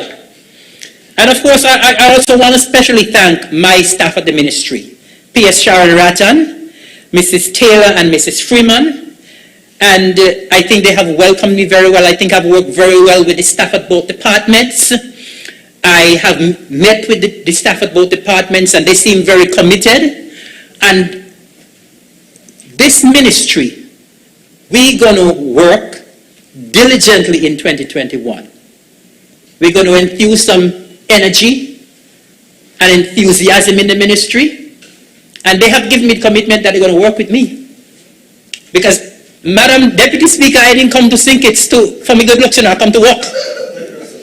I came to work. Right? I came to work. Right? And so I have started the ball rolling. I roll up my sleeves, and I'm going to take it over into 2021. I have told my staff at both departments, don't even look at me as your boss. Look at me as the team, a member of the team. Because we're working as a team in both departments and at that ministry. We're working as a team, and I believe we're going to move forward Well, I know it is a new ministry. We will have our little issues, and I'm expecting us. We're a new ministry. We're a small ministry, but we will have an impact. I intend for us to have an impact with the support of the staff, the very committed staff that I have at both departments and at the ministry. And of course, I want as well to just say thank you to my cabinet colleagues for tolerating me so far for the year. There have been some wonderful cabinet colleagues, Madam Deputy Speaker, and I want to thank you all for the support. I look forward very much to working with you in 2021 and the years to come. And so, Madam Deputy Speaker, with those few words, I also wanted to thank Dr. Haley. She has been working very well with us in a lot of the projects in environment. I want to say a special thanks to her as well. And so, Madam Deputy Speaker, with those few words, I want once again to commend the mover of the bill, to commend the budget, to commend the budget address under the theme Fortitude During the Pandemic, Resilience, Recovery, and Transformation. We are a resilient nation. We will recover and we will transform. With these few words, Madam Deputy Speaker, I rest. Thank you.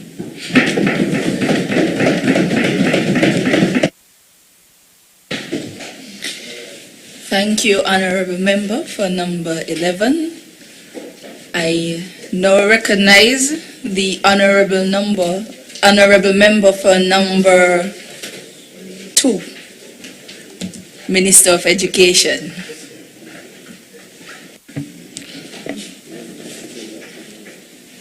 Thank you, Madam Deputy Speaker.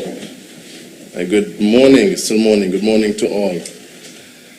I too rise to lend my support to and to make a short presentation in respect of the bill that is currently before this Honourable Parliament, shortly entitled the Appropriation Bill 2021-2020.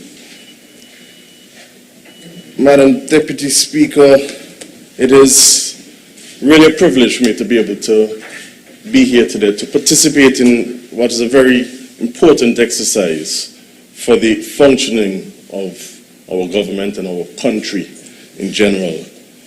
And this being my, like many others, debut presentation in terms of a budget, I begin by giving thanks to Almighty God for giving me the ability to come and share and participate and be a part of this.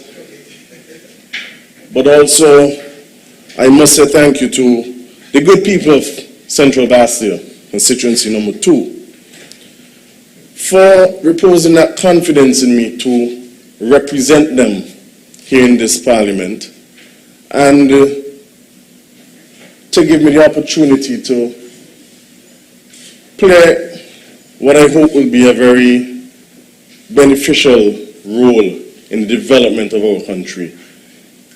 In my initial portfolios as Minister with responsibility for education, youth, sport and culture. Madam Deputy Speaker, this is not an ordinary year. And I think most of us understand it.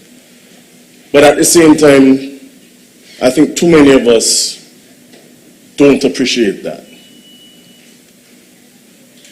We have faced this year, as everybody has said, a pandemic that this world has not seen before.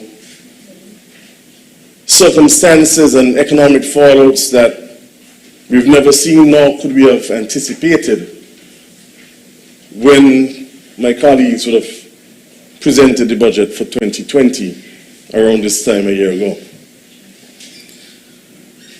And as a consequence of that, a lot has changed, and we have had to change. And so, this team unity administration has sought to ensure that as we go forward into 2021 to recover from the COVID-19 pandemic, we are put in good stead. We will have a sufficient financial basis to ensure that the people of this country weather the storm and come out on top. And so I would like to recognize the mover of the bill, our Honorable Prime Minister and Minister of Finance, for his leadership, not just in financial matters, but his leadership in running the affairs of this country. You know, being a new member within the cabinet, the youngest member in the cabinet, just a little younger than Akilo. I sit down and I observe my colleagues. Those, I mean, you would have heard some of them talk about how long they've been in government and been in parliament. And I particularly observe the Prime Minister and Minister of Finance being, as I think my math is correct, the longest serving longest serving person on the government benches in our post-independence era, the person who would have served for the longest period in government as a minister. And sometimes, you know, it's not everything that he says and does I necessarily agree with or understand or get. But then he starts to elaborate and explain, and you see the wisdom and you see the experience coming out. And I have to say to myself, hi, you know, he's saying for trainer. That is the kind of leadership we have, and I must commend the Honourable Mover for that leadership and thank him for the opportunity to be a part of this team.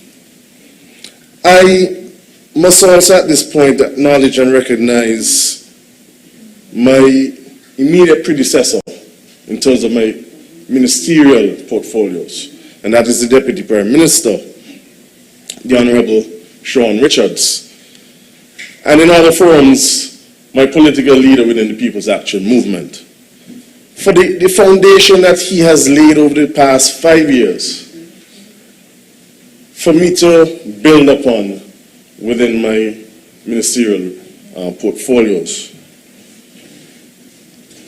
When the government changed in 2015, the Team Unity administration faced an uphill battle to right the wrongs of who was there before, to address all of the neglect and fallouts that resulted. And the Ministry of Education is a very large ministry, as I've come to learn. It's a very important ministry. The Ministry of Youth, Sport and Culture, again, very important in terms of interaction with young people, as well as quite large, and I don't think some people appreciate how large it is when you think about all the different sporting facilities and things that happen within that ministry. And so the Deputy Prime Minister has really brought this country forward in respect of those portfolios and has set a foundation for me to build upon in the interests of our nation. And so, in light of what we have gone through this year, I say this is serious business. I see this as serious business. I'm here to do the people's business. I've sat down and listened to every single presentation by every single member who preceded me, because I think it is important. I think that this budget debate is important, worthy of being here and observing and listening and taking in everything. Opposition members have contributions to make, and we have to listen to everything. And so I commend the budget as presented. I share in acknowledging the hard work done by the Ministry of Finance, particularly by the Financial Secretary and her staff. I thank them for all of that hard work. And I am confident that the provisions found in this budget are not only sufficient for the needs of our people over the course of the next financial year, but that they also address those important facets of life, those important things that allow for our economy to rebound, but at the same time that allows for the less fortunate, those who have it a little harder than others, because there are some people in this country who have it hard, Madam Deputy Speaker. And so I will now touch on the ministries that I have responsibility for and give an account for what has happened and share some insight into some of the things that we intend to do, in particular for the young people of this country going forward in the year 2021. But before I get into that business, I must use this opportunity as the Minister with responsibility for sport to congratulate the St. Paul's United Strikers, the SL Horsford's St. Paul's United Strikers football team for being victorious earlier this week. I must also commend the Football Association and all of those who played a part in having what has obviously been a very successful competition. I know they were fighting quite hard to resume the league after the break as a result of COVID, because we have national and international obligations that need to be addressed as well. And so I commend them and congratulate the St. Paul's Strikers. But in doing so, Madam Deputy Speaker, I reflect on a comment made by the senator opposite yesterday, that it was unfortunate that I was not there to give out the medals as the Minister of Sport. Well, I don't know about giving out medals. I was never invited to give out any medals. However, the Football Association did extend to me a courtesy pass to attend the matches. But Madam Deputy Speaker, as I started, these are not ordinary times. These are serious times, and we're facing a pandemic that has killed millions and that has affected hundreds of millions. And as a member of a responsible government, I took a principled decision not to attend the football finals here in St. Kitts. And I said that because just last week, this government would have made available to the people of this country some guidelines in respect of protocols for mass gatherings and gatherings in general in light of the COVID-19 pandemic. Recommending caps of 100 persons for indoor gatherings and 150 persons for outdoor gatherings. Our borders are now open. We now have more active cases coming up every week as a result of that. Thank God the process is working, and so they're caught in quarantine and we don't have community spread. And I use the opportunity once again to commend our task force, our leaders, Abdias Samuel, the chairman, Dr. Laws, the CMO, Dr. Wilkinson, the medical chief of staff, and all of those other frontline workers who are ensuring that our system works, that are ensuring that St. Kitts is one of the safest, if not the safest country in the world in respect of the COVID-19 pandemic. And so it was because of my commitment to that responsibility that I think I have. It is because of that I made a decision not to attend the football finals, which, as I understand, and from the pictures, from the reports, from the videos, would have had thousands of persons in attendance.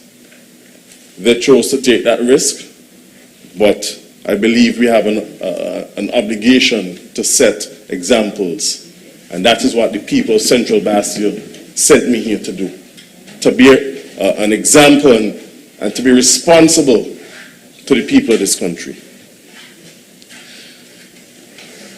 Madam Deputy Speaker, I now would like to turn your and our attention to the ministry with responsibility for youth, sport and culture. And through this budget, the ministry presents its strategic plans and programs for the areas of youth, sport and culture for the fiscal year 2021. The ministry is charged with the mandate to create opportunities for social engagement, to encourage economic opportunity, to promote and protect our national cultural property, and facilitate the drive for creativity and excellence. This vision embraces social and economic engagement and transcends the ministry's usual remit. It establishes a goal of continued sustainable development within our communities while mitigating financial risks by employing fiscal responsibility. In its goal to be greater policy-driven, the Ministry of Youth, Sport and Culture has completed the National Sports Policy and Strategic Plan 2021 to 2025, which you will recall I just a few weeks ago would have presented and laid on the table of this very Parliament, which looks to forward the implementation in 2021, while the draft National Cultural Policy is also on track to be fully completed in 2021. And plans are in place to engage the Commonwealth and United Nations Development Programme, the UNDP, for the revision of the National Youth Policy 2017-2022. We will complete work that was initiated on a 5-year strategic plan emanating from the youth policy, and likewise initiate the design of a 5-year strategic plan to augment our cultural policy. The National Sports Policy 2020-2025 is intended to provide clear guidelines of how to harness the powerful medium of sports, including physical education, physical activity, and recreation, to boost the development of health, education, social cohesion, and economic development of our federation. It is hoped that the policy will guide those entrusted with the implementation of a renewed sports sector plan that will redound to the benefit of all citizens, residents, and visitors to St. Kitts and Nevis. As we look to roll out a national sports tourism campaign in 2021, and it is also important to highlight our partnership with professional sporting organizations such as the Caribbean Premier League, CPL, and the Cricket West Indies.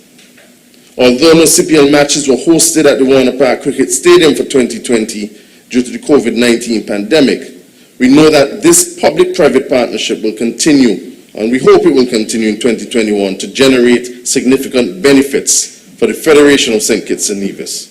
We look forward to attracting other professional sporting groups as well as amateur teams to visit and utilize our many top-class facilities while contributing to a recovering tourism sector. Madam Deputy Speaker, and in this light, we look forward to working very closely with our Ministry of Tourism. We know that traditional tourism, as we've known it, has taken a serious hit. But we believe that with the resumption of sport globally, that this is something that we can tap into and create financial benefits for the people of St. Kitts and Nevis. In a small country such as ours, we enjoy some 6 international cricket grounds. And when you stop and think about it, all beautiful, all picturesque. When you think of Molyneux, the Molyneux cricket field, the mountains in the back, the ocean right there, looking across to St. Bart's, that is paradise. When you think about Sandy Point and St. Paul's cricket facility on the coast, right next to the ocean, looking at the islands of Saba and Statia, with the volcano in the back. Picturesque, fantastic. When you go down to Verchilles, You're at the foot of the mountains and looking over the ocean again. Looking at sceneries which include our national tree, the flamboyant tree in full bloom. Looking at old sugar mills. We want people to come and play in paradise. And so this is something that we look towards pushing in 2021. The introduction of the health and wellness curriculum in grades 4 and 6 at the primary school level will see the focus shift to physical education, and this is something that we have already started to roll out within our primary schools. The focus has brought about a change in the coaching dynamic.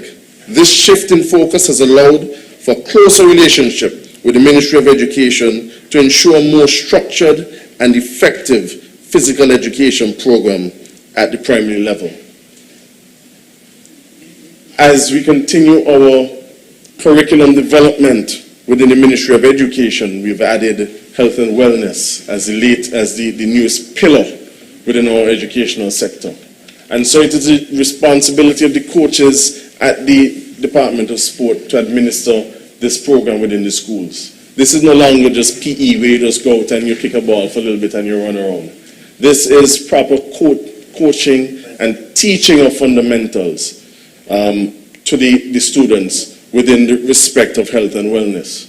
We have collaborations between both ministries to ensure that there's a proper curriculum, that the coaches have been trained to have their preps just like teachers have. And I must commend all the coaches within the Department of Sport. They've really taken to it and are really excited about it. They're enjoying it, and we're seeing the improvements with the students. And so this is something that we look to continue and to expand upon in 2021. While I'm touching on the coaches within the Department of Sport, one of the things that we are insisting upon is that we must facilitate our people, our coaches, to do better and to be better. And thereby, we are facilitating, with the assistance of national federations and associations, the certification of all coaches. So, all coaches within the Department of Sport will be facilitated to ensure that each and every one of them have at least a minimum coaching certifications so that they can execute their duties better, but also for their own personal development.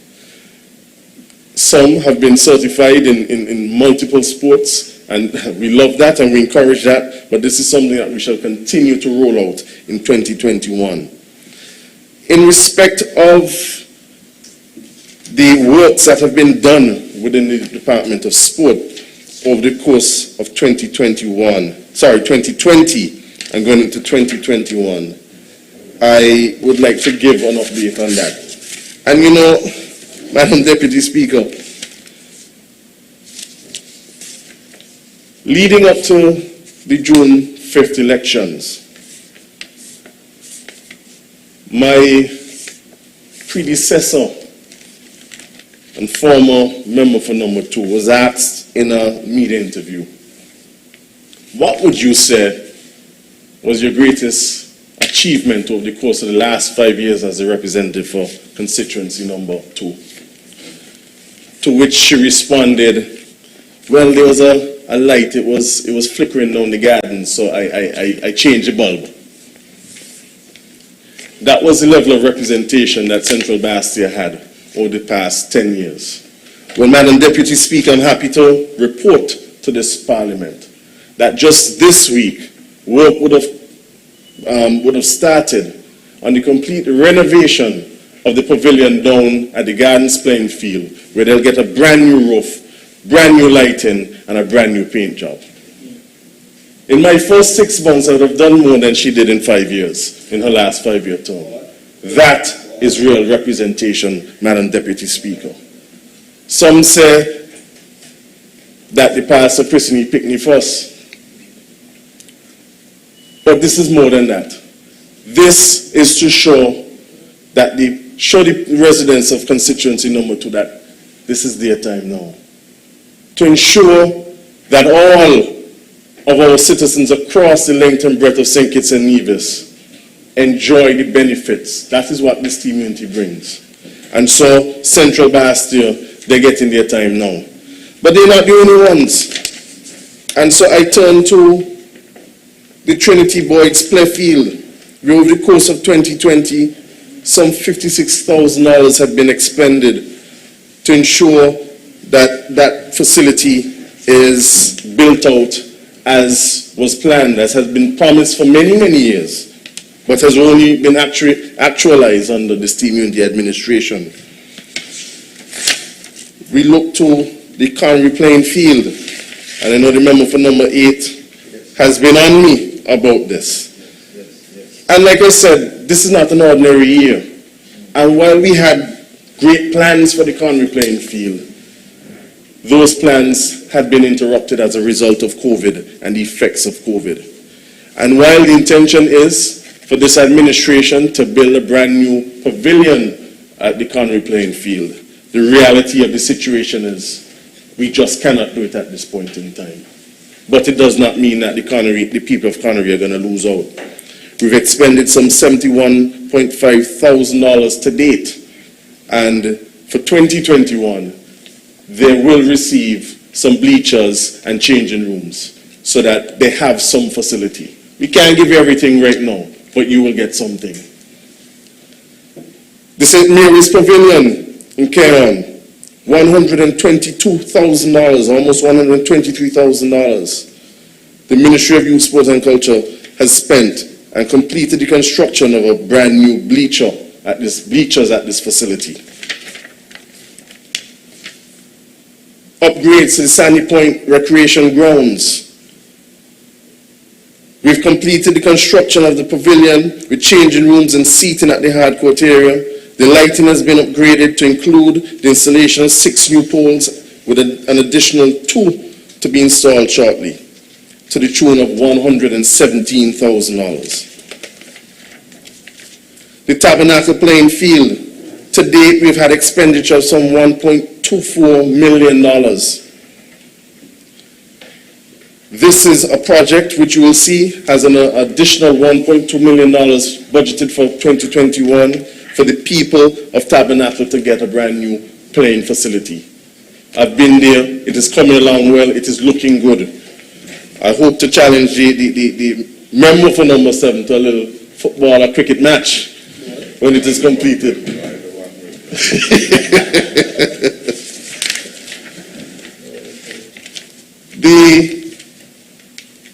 The Virtuals play field would have received brand new state-of-the-art LED lights, a project which was valued at over some $100,000 plus dollars. But so that project has been completed. I see the member for number 5 watching me. We are engaged in Skeleton to ensure that the lights are connected quite shortly. Yeah, it costs more than that. And then we look at general upgrades to sporting facilities around the island. Another $135,000 plus. Repairs to the St. Peter's Pavilion. Removal, installation, basketball backboards around the island. As a matter of fact, the Limekeel Playfield would have just received new basketball backboards, something that the member for number 3 had been on me for some time, but they have it now. The Gardens playing field would have been the most recent to get the new adjustable backboards and poles, something that we hope will assist in the development of basketball in that particular community and the Irish Town Primary School, as we look to get yet another basketball team back in the top division at Scarborough. Electrical works at Warner Park, lighting at Kim Collins, and other works to the Molyneux facility and Basketball City. Madam Deputy Speaker, I now transition to the Department of Youth Empowerment, which continues to enjoy numerous successes as its programs evolve to meet better to meet the needs of our youth in this COVID-19 environment. Successes include the reshaping of its summer residential camp to focus more keenly on the development of soft skills in campus and the leadership capabilities of our young volunteers. Other accomplishments are the fruition of the Department of Youth's Capacity Development Program, which offers regular training and support for registered youth-serving organizations. These include first aid and CPR certification training, networking, and regular sessions of specific topics of significance to the further development of these groups. These represent initiatives which are expected to continue in the upcoming year. This is not an ordinary year, Madam Deputy Speaker, and so a lot of the initiatives that the Department of Youth Empowerment had to be curtailed as a result of COVID-19. But I must commend the director and the staff for pivoting quite fittingly and for really turning to the technology to help roll out those programs that they could.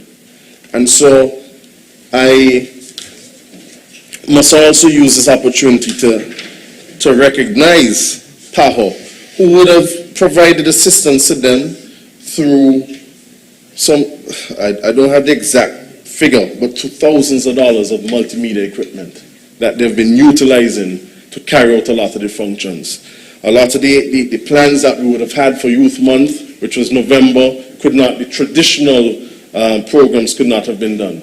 But they were able to put on a number of virtual events, including probably my favorite, which was the Bake Off, which I had the opportunity to be a part of and to host. I must admit that I only took on that role because I thought I would be able to sample all of the cupcakes that were being baked.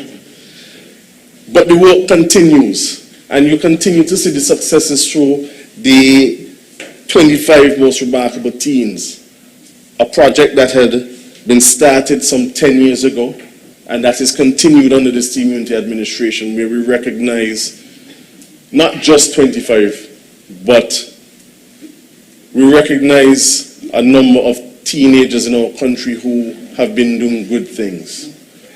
Some would have overcome challenges.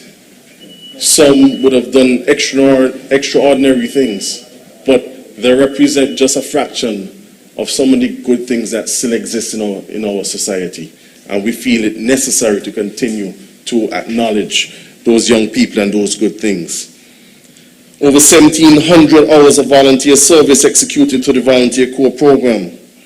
Successful execution of and support for several initiatives across St. Kitts and Nevis, including community cleanups, tree plantings, seabed cleanups, NGO support, and much, much more. The successful execution of the Youth Ambassador Corps application, selection, and appointment process. Normally our youth ambassadors enjoy travel and doing different things. Well, they can't do it under the circumstances. However, they have been doing tremendous work with young people, with the department, with other youth groups in our country to ensure that something continues to happen, that they pass on those good skills that they have to the other young people. The securing of the support of the OECS Juvenile Justice Reform Program to equip and position the Volunteer Corps program as a divergence program. Again, another opportunity, another feat achieved by the Department of Youth in the fight to maintain peace in this country. By creating avenues for young people, for at-risk youth, positive avenues for them to take as opposed to going on the road. Sometimes it's not just about spending 31 or 10 million. Sometimes it's about working with the young people to ensure that they go down the right path. And so we look forward to working with all of those similar groups to ensure that we continue this peace program that we have, and to continue the peace that this country has enjoyed because of the vision of this Team Unity administration.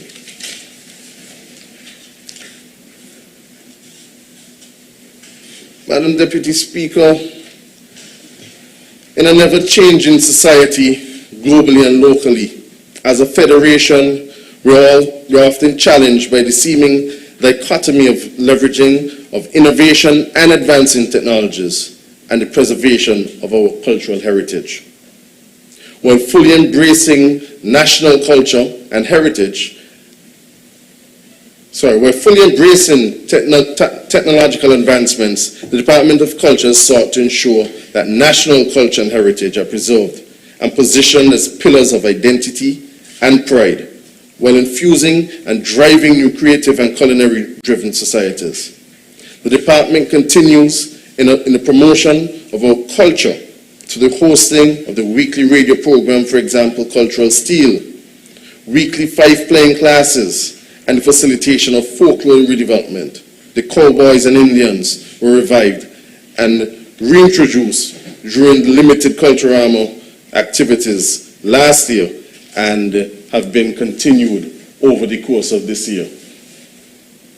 The department continues to be the driver in the creation of avenues for growth within the cultural and creative sector here in St. Kitts and Nevis.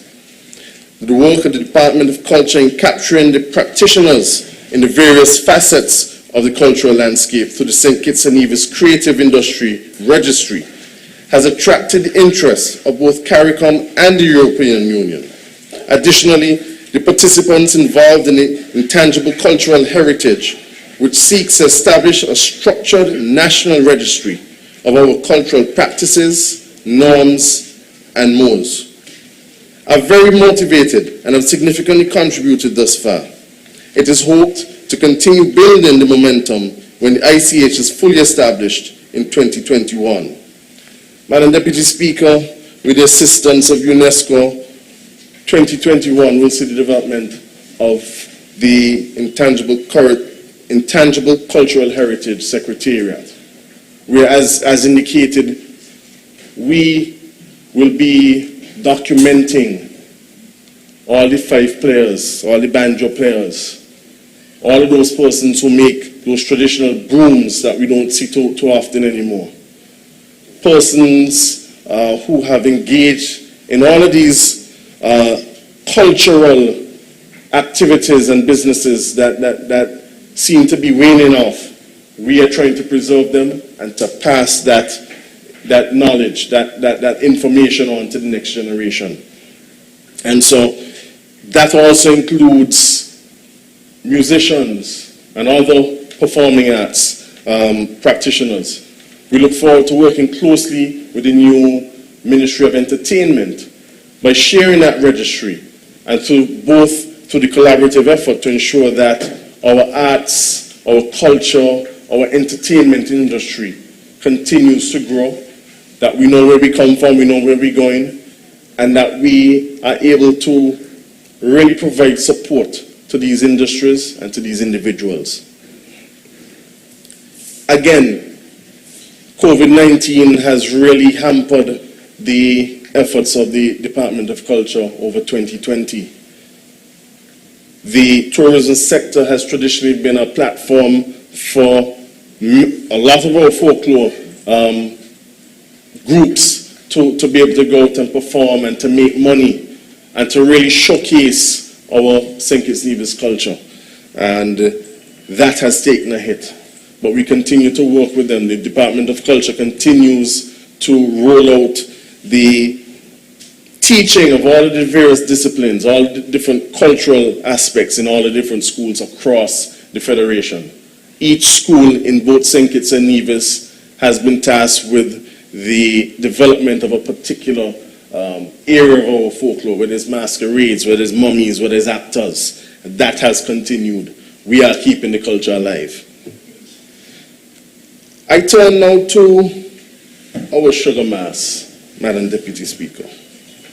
And while our National Carnival, Sugar Mass, has completely scaled back due to the impacts of the COVID-19 pandemic, it would have presented an opportunity for reassessment and prioritization of our Carnival product to be poised to make a momentous comeback in 2021 for the 50th anniversary of Carnival, Sugar Mass 50.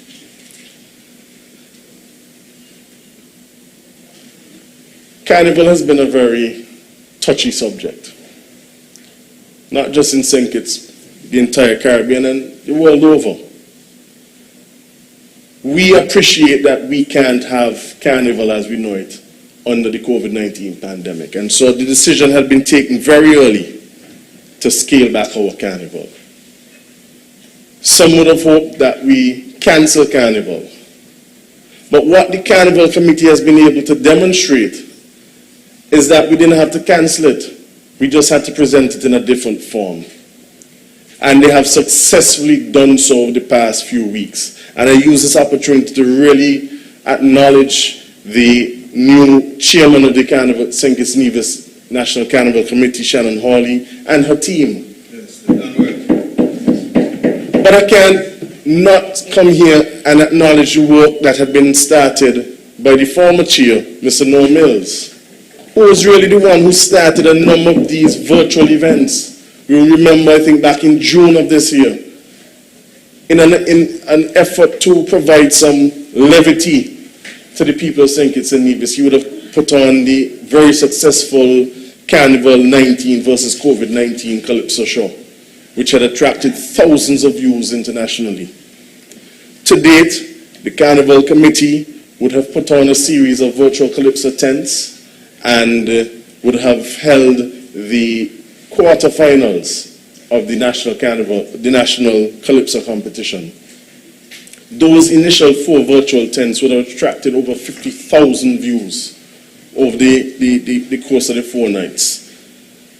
We would have had what has been deemed as the most successful launch of Carnival just, I think, a little over a week ago. We would have had over 40,000 views attracted live to that event, showcasing from folklore to our local soca music to a very touching segment of national pride, where we had persons from both St. Kitts and Nevis showing that COVID-19 can't stop us, showing how resilient our people are, showing how resilient our culture is, and showing that our culture, our talents must prevail through the COVID-19 pandemic. And so, as we continue to roll out virtual events over the course of the Carnival season, we've said we're not going to host or participate in any mass gatherings. And it has shown that the virtual events are successful, and so I invite persons to tune in on December 23rd. I believe that is our I think that is the panorama, which will be virtual. We have groups coming down and competing for Nevis. 5 groups for Nevis. 5 bands will be taking back the trophy. Remember, for number 9, it seems very confident. We have our icons show coming up, which will be an expose on some former road match winners, and then our Senior Calypso Finals on the 29th, which will see some 20 Calypsonians from across St. Kitts and Nevis and an almost equal number of male and female participants, something that I think should be commended. The women are really showing up and showing out when it comes to the Calypso arena. In 2021, the Ministry of Youth, Sport and Culture will be focused on the efficient delivery of the specific goals and objectives of its 3 national policies. Through the utilization of appropriate data-driven programs, we will create opportunities for physically, socially, culturally, and economically healthier federation of St. Kitts and Nevis. And just to give a quick overview of some of the things that we intend to do in that ministry over the course of 2021. On the Department of Youth, revision of National Youth Policy as indicated, the completion and launch of the National Strategic Plan, capacity building for the staff of the Youth Department, officially launching the SHINE program to engage school-aged youth who are at risk, embark on a business building entrepreneurship model to improve youth economic engagement. And in that respect, we look forward to working very closely with the new Ministry of Entrepreneurship, and to enhance the reach and impact of the Youth Ambassador Corps in youth development work. On the Department of Culture, in 2021, we looked to the completion of the National Cultural Policy and Strategic Plan, continued work on the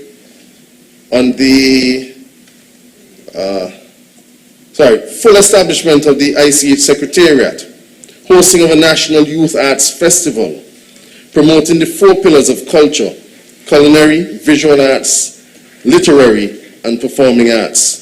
And I'm really looking forward to the participation of the members from Nevis in the culinary section.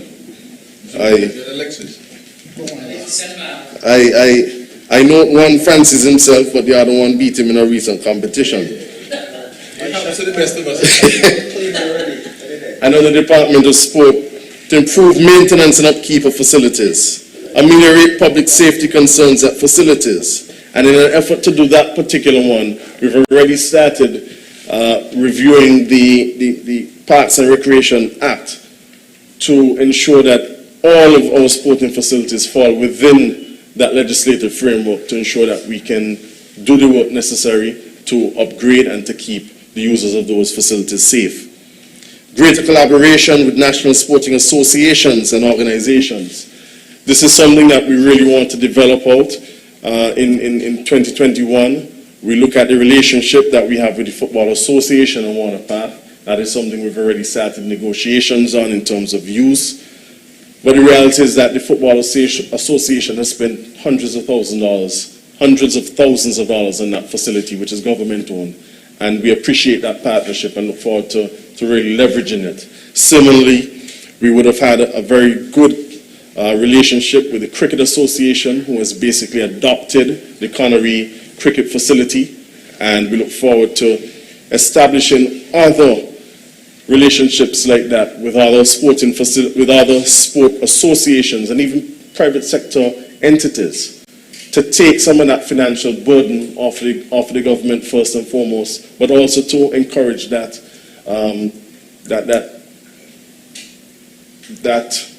collaboration with private entities, because they also have a responsibility to give back to our communities and to assist in nation building and training and capacity building for coaches, staff at the Department of Sport.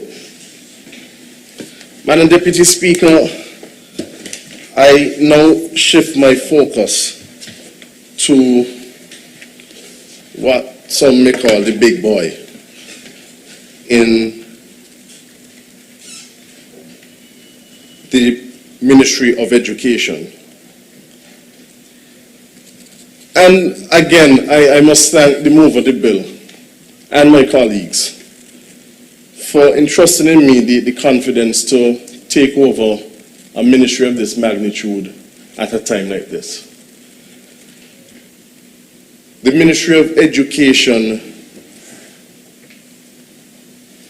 plays one of the most important roles in development, not just of our youth, but of our people.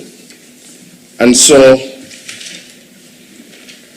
I think it is noteworthy to recognize that this CMUNT administration appreciates that and has put its money where its mouth is. And you would realize that the Ministry of Education would have received, I believe, the second largest budgetary allocation behind the Ministry of Finance. It would have received an additional $14 million over last year's allocation.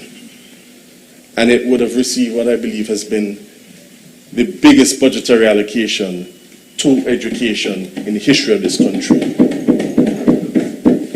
This government is serious about what it is doing, and it is serious about investing in our young people and our education. And so, as we started off 2020 like any other year, we were hit by the COVID-19 pandemic.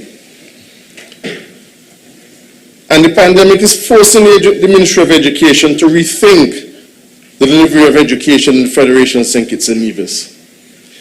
Technology will play an increasingly significant role in the process of teaching and learning in the future, as we set our sights on the 2021 fiscal year.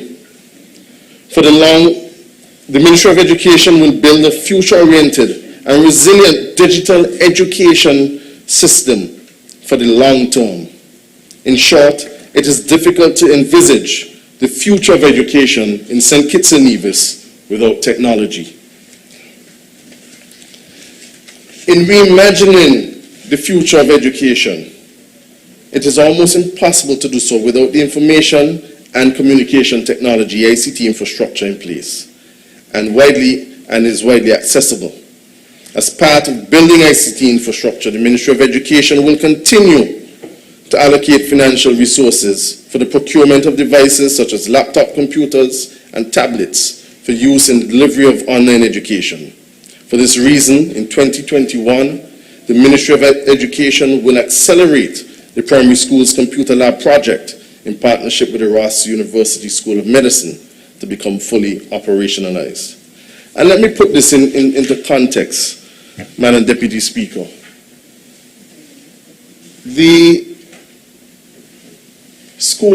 Our school system would have shut down prematurely, just 1 week shy of the Easter vacation this year as a result of the COVID-19 pandemic. And almost instantly, if not instantly, the resources within the ministry reacted, and reacted in the right way. Even before. And you're right, because we were able to react so quickly because of the infrastructure that had already been set in place, because of the vision of the senior unity government and the vision of the former minister, even prior to COVID-19, the Ministry of Education, with the qualified and visionary staff that it has at its helm, embarked on a course to build out the technological infrastructure in our schools. We knew we had to go there. We were on the way. And so when COVID-19 came, it just meant that we had to pick up the pace. And I must recognize the PS, the CEO, and all the other managerial staff, all of those within the curriculum development unit, the EPD, all who have worked tirelessly to ensure that that infrastructure was in place, is enhanced, and continues to be built out. I will get to the teachers just now. But as a result of the lockdowns, we reacted and reacted well. And because of the dedication of our teachers in particular, our students were properly prepared for lockdown and for the upcoming examinations. You would have had efforts by the teachers to put together packets for students to take home with work and to be able to prepare for exams, particularly the CSEC and the CAPE.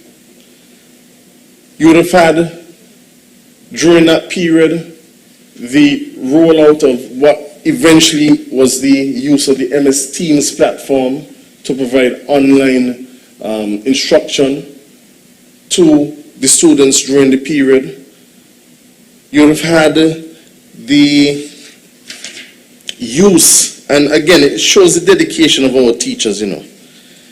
You would have had the use of a number of different platforms. Look, whether it was WhatsApp, whether it was MS Teams, whether it was Zoom, our dedicated teachers continued to put their students first, to ensure that those students did not lose out. And I believe that our results show. CSEC national pass rate, 84.03%, an increase of 4% over last year when there was no COVID. CAPE, 90.48 national pass rate. Our students turned out and turned up and did exceptionally well. And I'd like to thank people like the Senator opposite and all of the other teachers within our educational system, because they really were there for the students. And as I talk about that, we talk about the infrastructure. And so I want to share some information in relation to how we address that.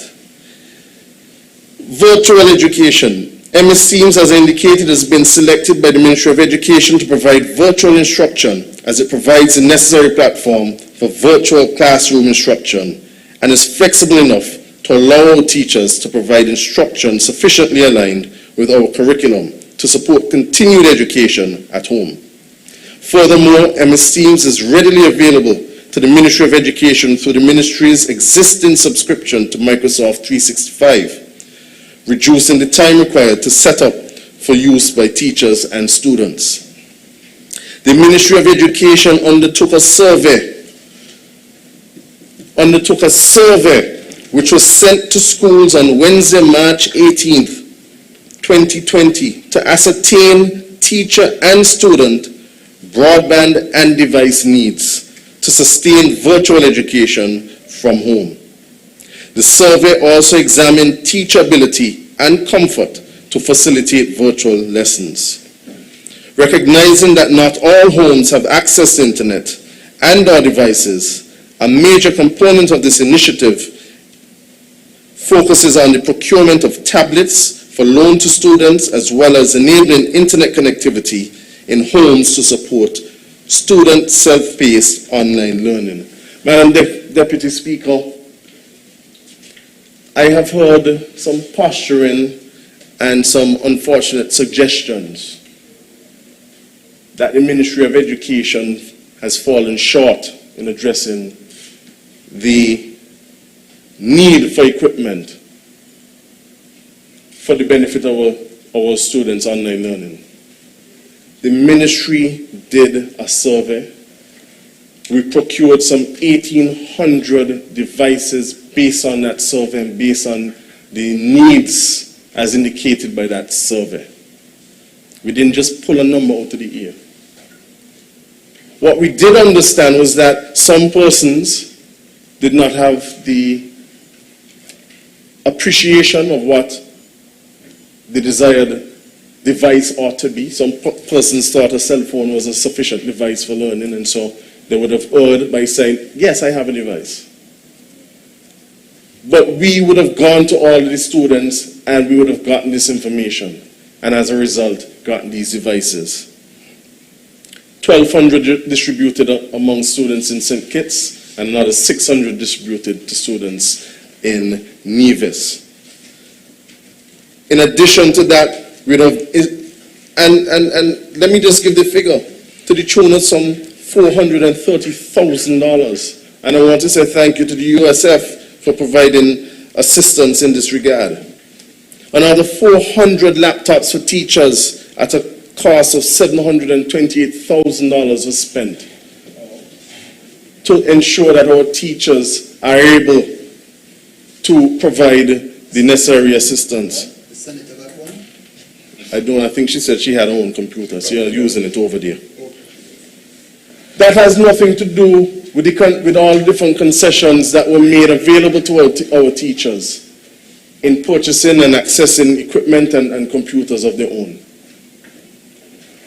Just this week, Madam Deputy Speaker, as a result of a partnership that we recently made with the Answer McCall group of companies out of Trinidad and Tobago, I was informed by Mr. Mark Wilkin, the Managing Director of the local Carib Brewery St. Kitts Limited, which is a part of the Answer McCall group, that he has in his possession to turn over to the Ministry of Education an additional 100 devices to be shared among students in St. Kitts and Nevis, an initial contribution of 100. We expect further collaboration and more devices and more support to come from the Answer McCall group. And so I say thank you to Mr. Wilkin and the Carib Brewery as the local agents, and to the Answer McCall group.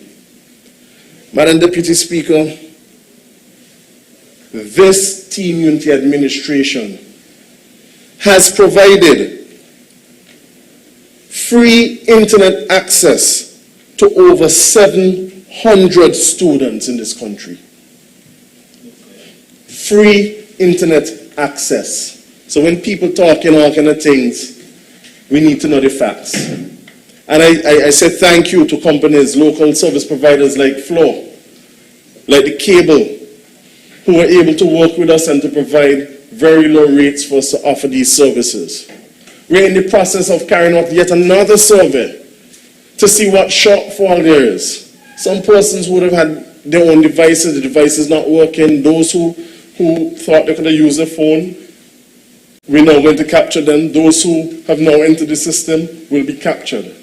And based on the results of that, we will embark on another exercise to get more devices, to get more internet connectivity. And guess what? We have $103, almost $104 million allocated by this caring government to ensure that we achieve those goals. Madam Deputy Speaker, when you look at what we're doing in TVET, and this is almost a very trendy acronym, as a lot of people talk about TVET. But really what it is as a Ministry of Education, we think the future. There's no better time to invest in STEAM courses, digital literacy and skills, and to enhance ICT connectivity within households and communities as we're embarking upon. Building digital skills and creating a local market for such skills will be critical for St. Kitts and Nevis to be competitive as a services-based economy, create job opportunities, and or attract digitally enabled industries to the Federation. Several major activities were executed during 2019 to 2020 academic period.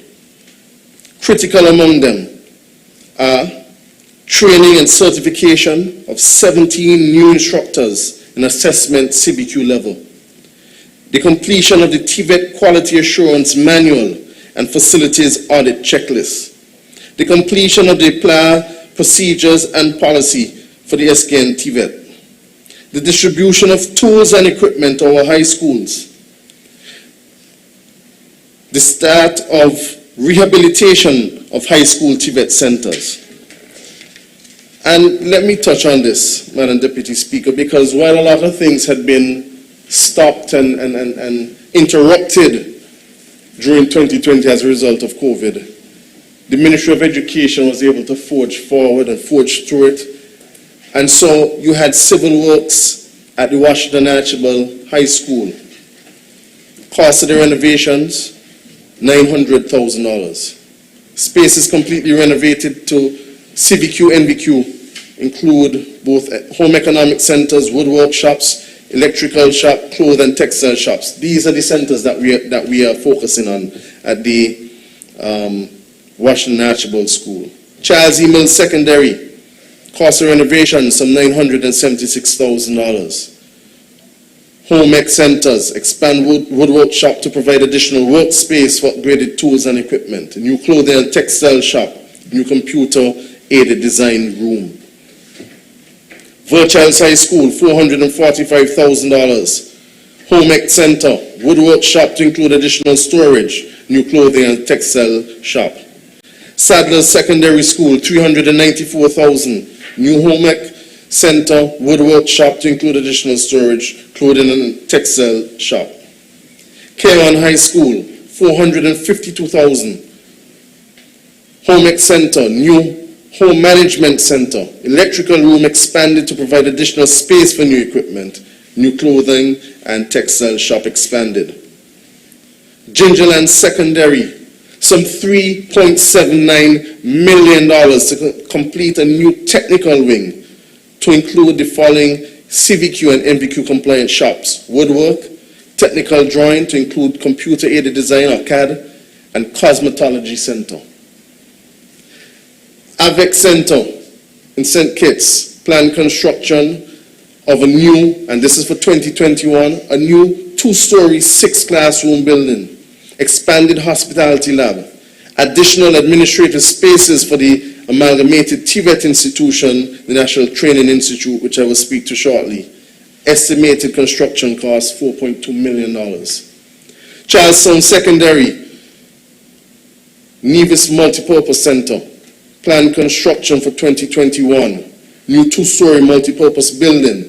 Labs include cosmetology, hospitality, mechanical, technical drawing to include CAD. Estimated construction costs $6.2 million.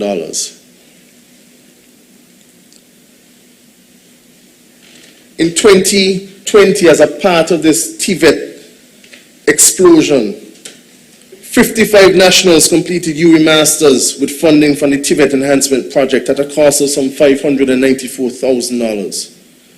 One teacher returned from the University of Guyana with a bachelor specializing in agricultural science.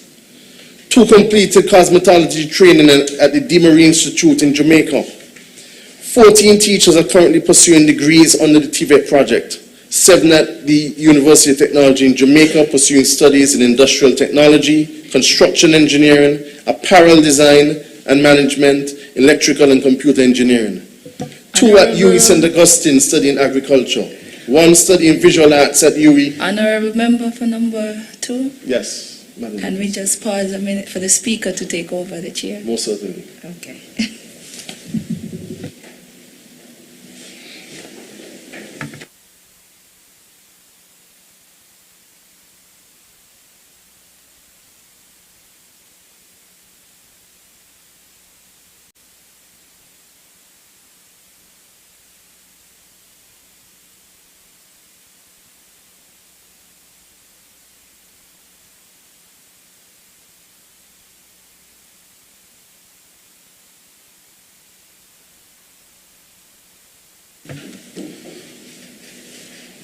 Welcome, Mr. Speaker. Please, in advance, accept my apologies if I refer to you as Madam Deputy. But I continue. I will understand that, sir, and you will be forgiven. But I continue. And I have 2 students at the UE St. Augustine studying agriculture. 1 studying visual arts at St. Augustine. 1 studying agriculture at the University of Guyana. Continued training for 2021 includes assessment verification, management of TVET institutions for principals and deputies, competency-based education and training for all TVET teachers, literacy and numeracy for TVET teachers.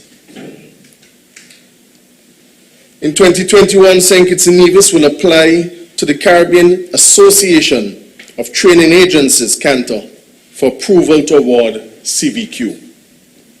This will come as a result of the amalgamation of the AVEC, Project Strong, and National Skills to establish a new National Training Institute.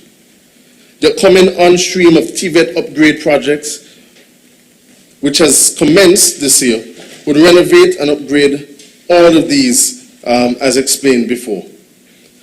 To provide a safe and appropriate environment for our staff and children of our education institutions, and in order to improve upon the delivery of education to our nation's children, the Ministry of Education, through its project and building management unit, has engaged electrical engineers and technicians to perform electrical infrastructure assessments on 4 of our secondary schools. These assessments were completed and reports and recommendations were submitted to us.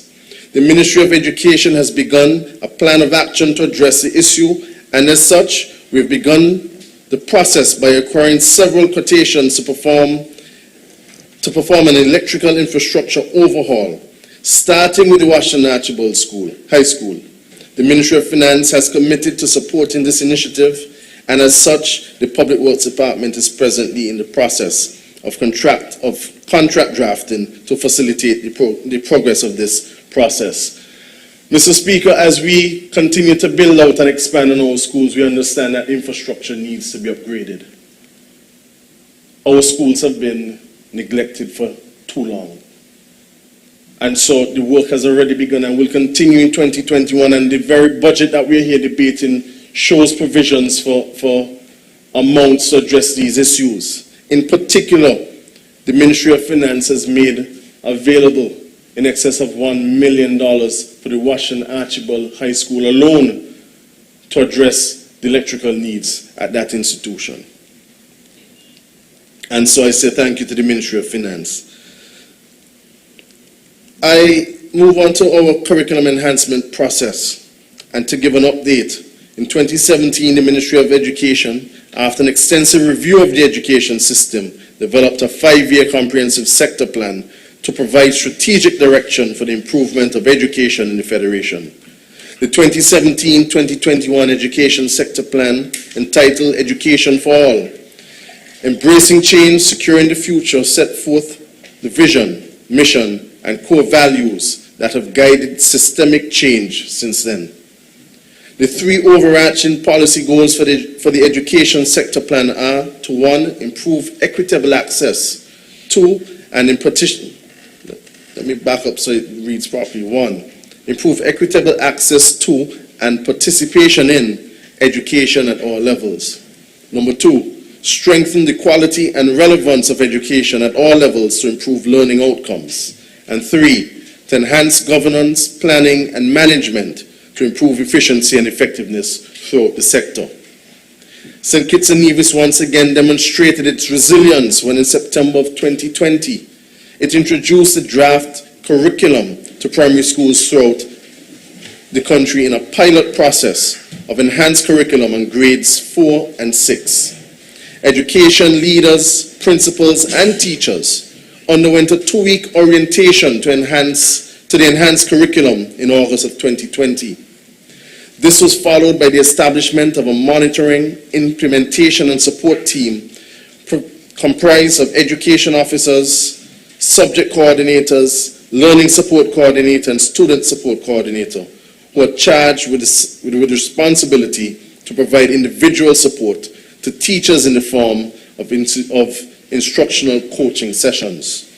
In addition to the support to the pilot, significant investment of over $70,000 has been made in the provision of resources to support the pilot process, including resources to support the newly introduced health and wellness curriculum. The introduction of the health and wellness curriculum has presented opportunities for renewed collaboration with the Department of Sport, as I indicated earlier, and other line ministries and sports organizations. This has come in the form of a much more structured arrangement with the 32 coaches of the sports department, who are now assigned to the primary schools to conduct the physical education component of the curriculum. The ministry recognizes that no one examination or assessment can single-handedly measure student progress, inform quality teaching, and provide comprehensive evidence of student learning at the individual, classroom, school, and system levels. Therefore, Mr. Speaker, as part of the pilot of the grades 4 and 6 curricula, the ministry has instituted a strengthened school-based assessment program that includes diagnostic, formative, and summative assessment, or assessment before, during, and at the end of an instructional period.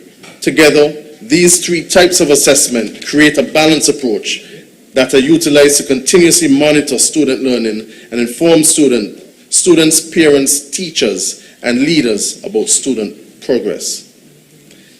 In a balanced assessment system, different types of student assessment are used throughout the school day and the school year to create a more complete picture of student learning, development, and well-being than a single examination or test could ever provide.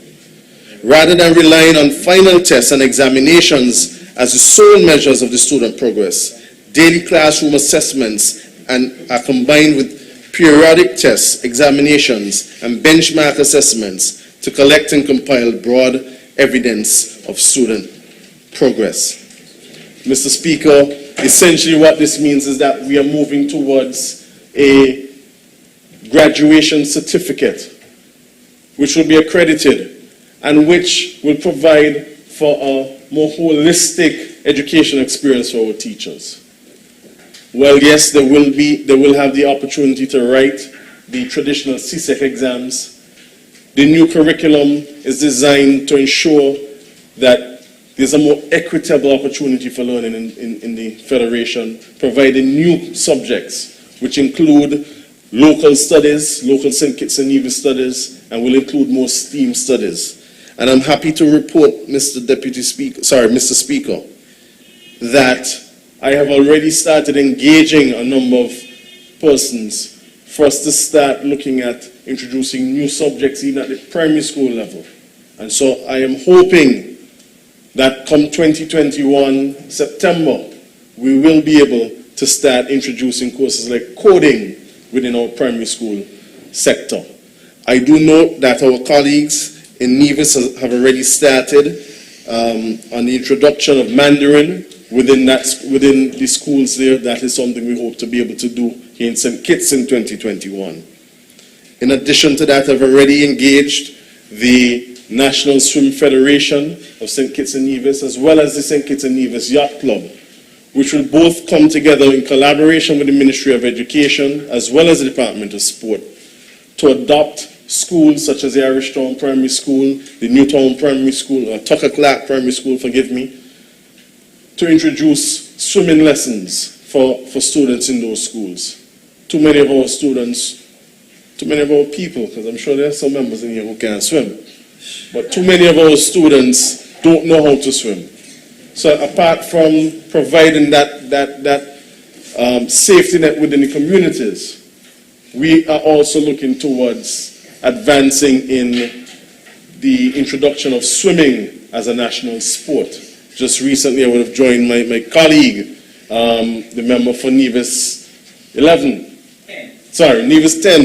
at Awadi Beach on Nevis for the commissioning of a in-water pool complete with lanes, which is expected to be developed. I think they have 2. They're going to develop it out to 8.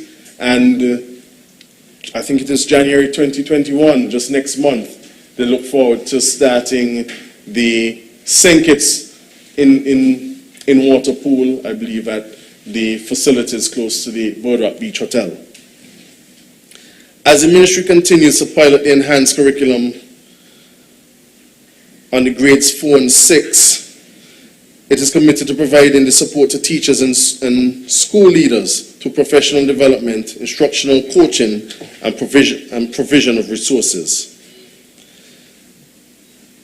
For the year 2021, the following will be implemented: the commencement of the writing of the kindergarten to grade 2 curricula, the finalization of the outline for the TVET and IT curriculum for forms 1 and 2, the technical review of the already written curricula for grades 3, 5, and secondary level in the 5 core areas, the introduction of the enhanced curriculum for grades 3, 5, and Form 1 in September 2021, the finalization of a transitioning policy for students from grade 6 to Form 1, which will be entirely based on school-based assessment, and the development of a national assessment program that aligns with the enhanced curriculum. I want to touch briefly, Mr. Speaker, on our reading intervention program. The reading intervention program is designed to boost the development of reading and literacy skills in low-achieving students for whom regular classroom instruction is insufficient, so that their level of progress and achievement improves, thus increasing the ability to access the curriculum and work independently. The reading intervention program is being implemented in a total of 18 schools, 17 public primary schools, as well as the Cotton Thomas Comprehensive School. There's a total of 25 reading intervention teachers, one in smaller schools and 2 in larger ones. The lowest achieving students from grades 1 to 6 are enrolled in this program. Approximately 435 students are currently enrolled. Reading intervention teachers are working with classroom teachers to develop an individual education plan for each student who is enrolled. Students are taught individually or in small groups, depending on their needs. Sessions are generally 30 to 60 minutes long, depending on the need of the students. In terms of training, the reading intervention teachers completed a 12-week certificate course in training in the teaching of reading undertaken with the University of the West Indies and funded by the OECS Early Learners Program. They were also trained to administer the Caribbean Assessment Battery Reading, a diagnostic assessment to identify students' reading levels, their strengths and their weaknesses. Additional training in the form of professional development sessions were held twice monthly and will continue to further enhance teachers' ability to cater to the students' needs.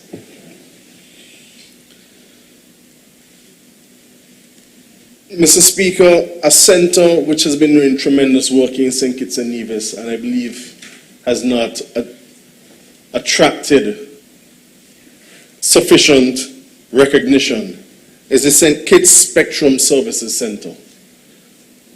It is currently housed at the industrial site preschool. And this is a center which provides resources and instruction for particularly young people, students who suffer from, who are part of the autistic spectrum. The work being is tremendous. I had the opportunity to go and sit and actually observe and to see reports on some of the students, and it is really fantastic. One of the things that I admire is the way that the parents in particular have come together to help to foster a better environment for those persons who utilize the Spectrum Center. And I'm happy to report that through a collaborative effort between the Ministries of Education and Health, that 2021 should see the construction of a brand new building in the Fort Lands area to house the St. Kitts Spectrum Services Center, which will provide rooms and resources for learning, for therapy, and to really provide that assistance that has been lacked. Too often over the course of our history, persons who have some degree of autism have been misdiagnosed, have been shunned. They've not had the opportunities that they deserve to really excel. Autism is not a bad thing. It just means that these students learn, and they learn differently. They express themselves differently. And so this is something that really has caught my attention. I look forward to working with the Minister of Health and all the others to ensure that this project really rolls out in 2021. We would have just added to the team Minister, help me out, a health planner, and coming out of the United States, a speech therapist. Thank you, a speech therapist to add to the resources that we have here and to provide these interventions for students locally. I want to touch on scholarships. And I'm really happy that my colleague, a member from Nevis 9, really put a lot of focus on it yesterday, because I share his passion. I believe in upskilling. I believe in ensuring that our people have access to higher levels of education. And unfortunately, too many of them don't have access for one reason or another. I would have shared with my colleague just yesterday after his presentation a message from a young man who would have indicated basically the same thing that the minister would have said. When offered the opportunity for a scholarship in I believe it was Taiwan, he said it was too far. He went to a closer institution on his own and now is unable to keep up with the financial demands, whereas he could have gotten a free education in Taiwan. And so we want to continue to encourage our young people to take advantage of these opportunities. And I must say thank you in particular to the people of the Republic of China and Taiwan for the continued support. I think the minister described them as our best friends internationally. And to thank them for that support that they continue to provide for us. We have just recently had 13 of our nationals travel to Taiwan for bachelor's, master's, and PhD studies, and would have joined some 60 odd to make up almost 80 St. Kitts Nevis population of students in Taiwan studying currently. In discussions with the Ambassador, His Excellency Tom Lee, he has indicated that there's greater capacity for more scholarships to be awarded. And so I want to use this opportunity to appeal to our young people to apply, show the interest, so that we can have more persons going and taking advantage of these opportunities.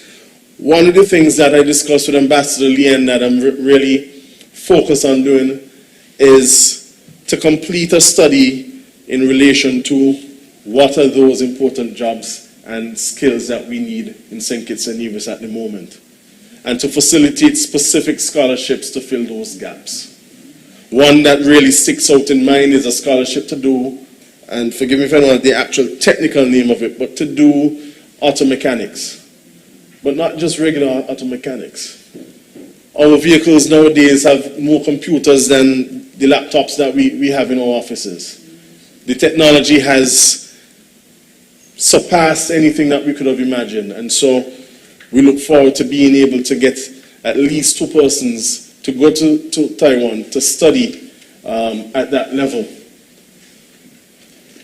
When you look locally, and the Minister of Foreign Affairs has spoken to all the other opportunities that are out there in terms of international study, but when you look at locally what this government has been engaged in to provide scholarships for our young people, you look at the SAFE program, which is funded by the SIDF, and would have provided 169 tertiary education scholarships to students across St. Kitts and Nevis.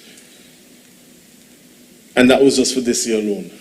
And I want to say something about the SAFE program.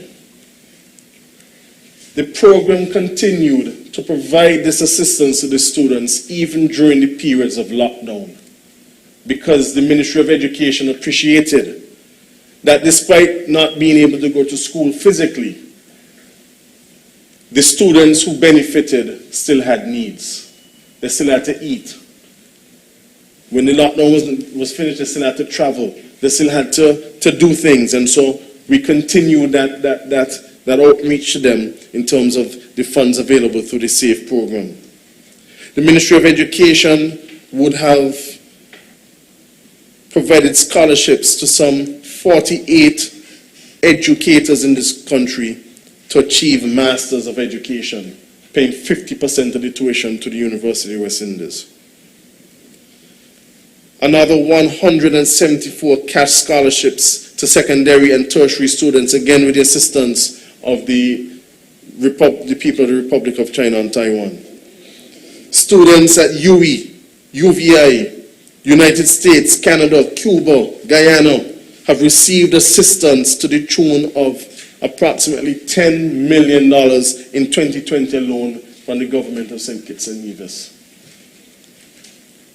We have budgeted for that for 2021 because we see the need, we see the importance.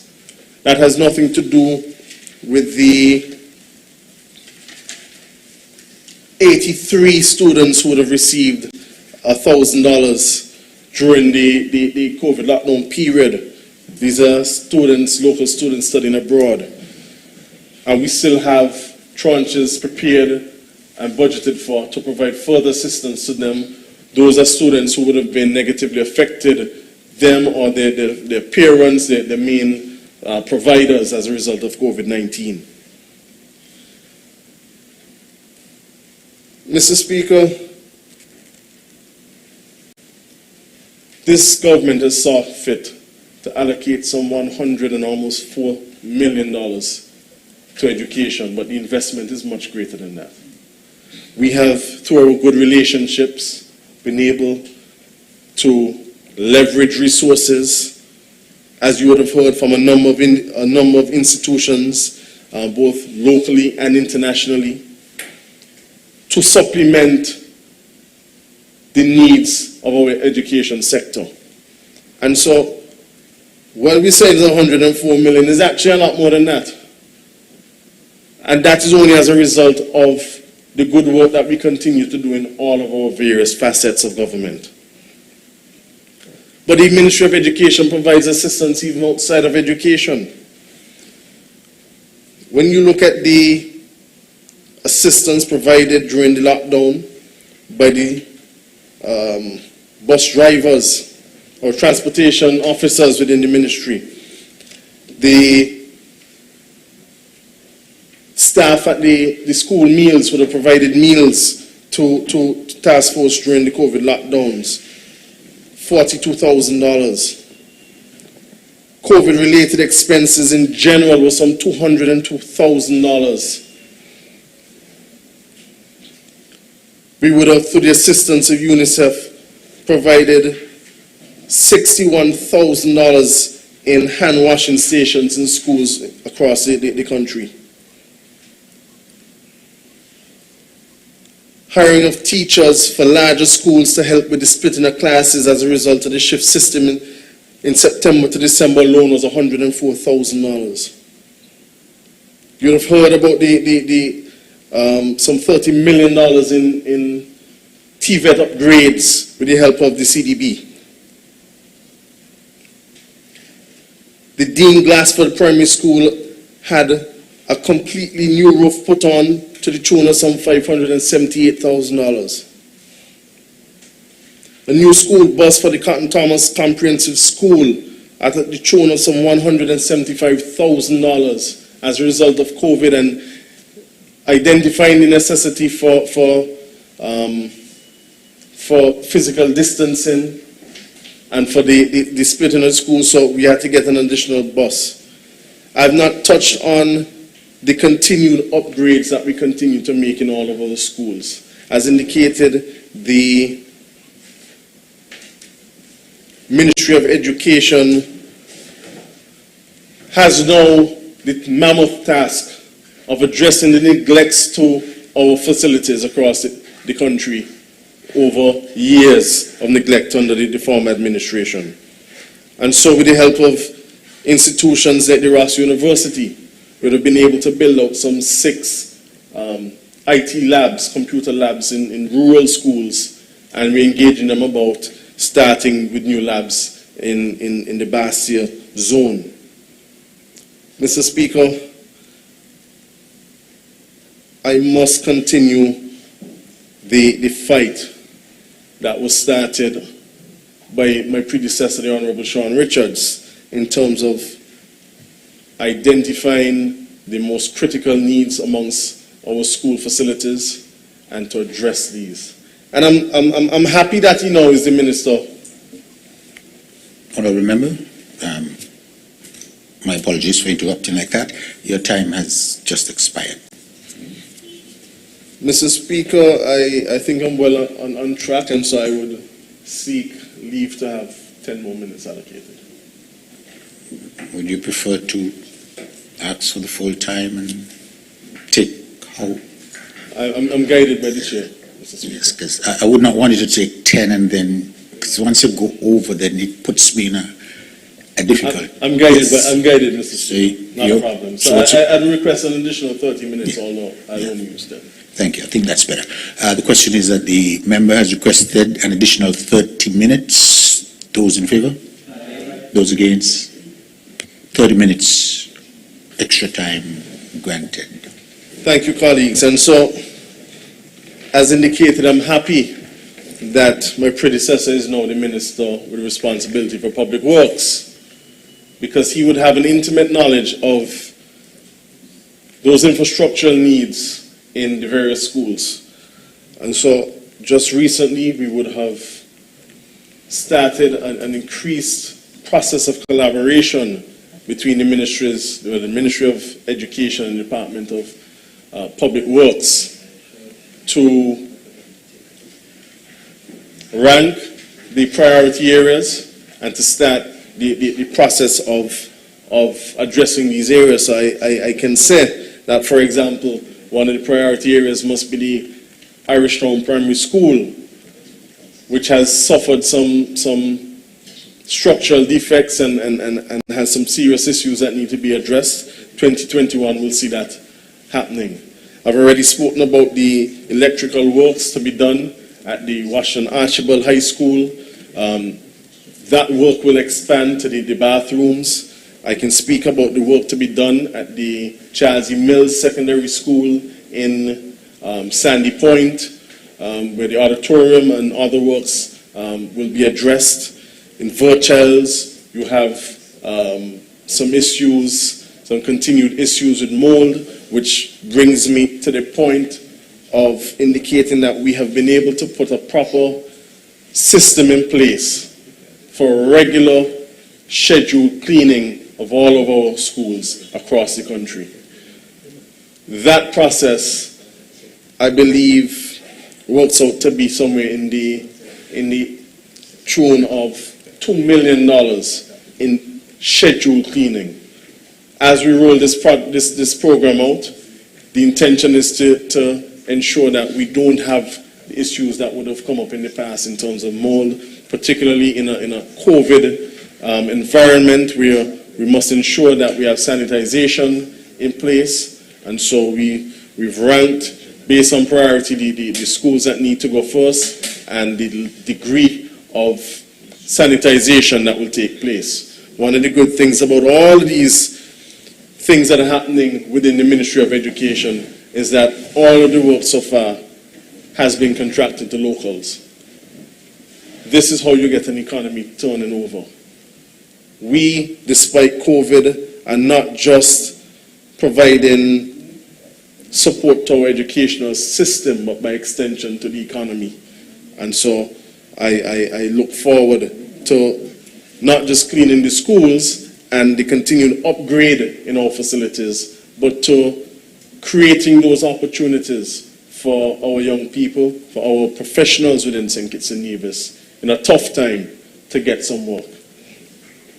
Mr. Speaker, it would be remiss of me if I ended without touching on the Bastia High School. This is something that has taken longer than we anticipated. But at the same time, I am satisfied that the delays were for a good reason. Because we must ensure that in building a school, an institution of this magnitude, that it is done properly, that all the I's are dotted, all the T's are crossed, and that at the end of the day what we have is a school that will last for a very long time and that will set a new standard, not just in St. Kitts and Nevis, but across the Caribbean region. Despite a lot of hot air that has been blown for political purposes, we are satisfied that this is the right thing to do, and we will do it. And so I'm happy to report that very early in 2021, we will begin the work to construct the new Bastia High School at the site that has been designated to it in the Ponds area. I'm satisfied that it is a safe place to build it. I'm satisfied that the economic benefits will be tremendous, not just to that area, but to the whole country. And I'm satisfied that all who have tried to play politics with the building of that school will benefit from the same school and will revel in the successes of that school. Mr. Speaker, take it from me. You will see the pictures. And so I look forward to, with the support of the Cabinet, the support of the education sector, to ensuring that that becomes the new standard, and that we start to thereby build out, well, we've already done it, all of our schools to get to that level. Mr. Speaker, as I wrap up, I must say how proud I am to be able to lead this educational revolution at this time. I must say thank you to the staff, that particularly within the administrative staff who have provided support to me as a new minister over the course of the last 6 months. I must also extend the same thank you to the staff within the Ministry of Youth, Sport and Culture who have done the same thing. We have a new PS who has provided support, but who herself would have benefited from the same support.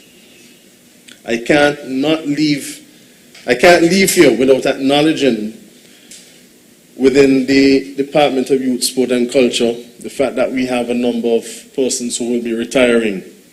Mr. Anthony Wilshaw, the Director of Sport.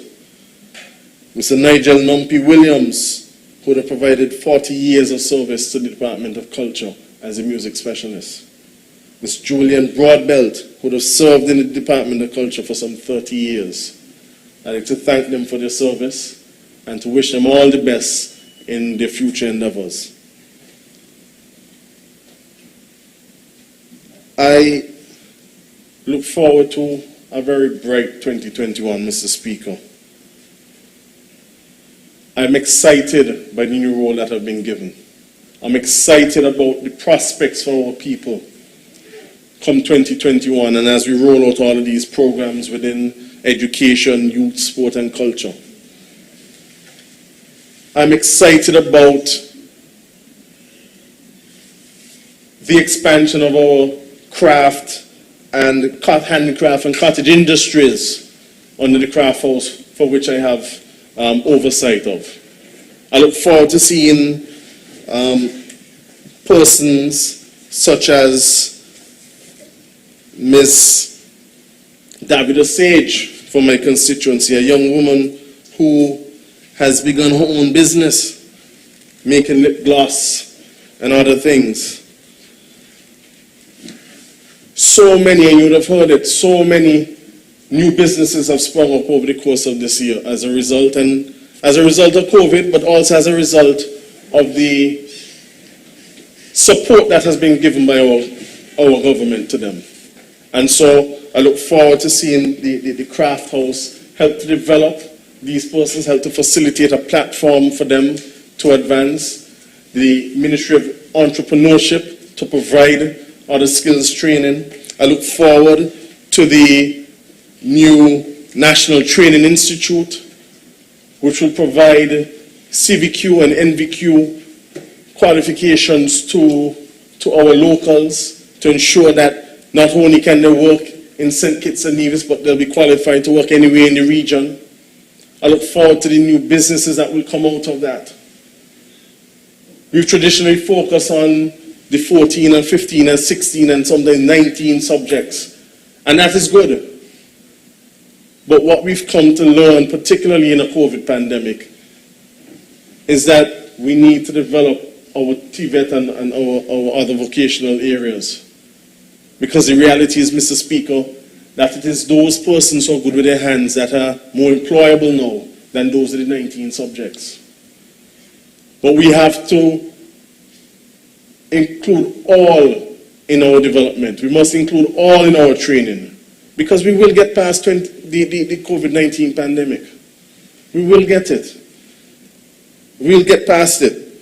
We hear talk about vaccines and this, but we will get past it. And I believe that this budget, this financial plan for St. Kitts and Nevis is a perfect platform to ensure the success, to celebrate the resilience of our people, and to ensure that St. Kitts and Nevis is safe, both financially and health-wise, for 2021. And so, Mr. Speaker, with these few words, I want to re-emphasize my support for the bill at hand. I want to recommit myself to the Ministries of Education, Youth, Sport and Culture. I recommit here today myself to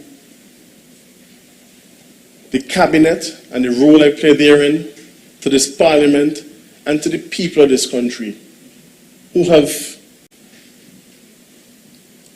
reposed a certain level of confidence in me to represent them and to work for them. And so I commend this bill, and I look forward to its success, and I look forward to 2021 when we're able to roll out all of these programs and projects to the benefit of the people of St. Kitts and Nevis. May it please you, Mr. Speaker.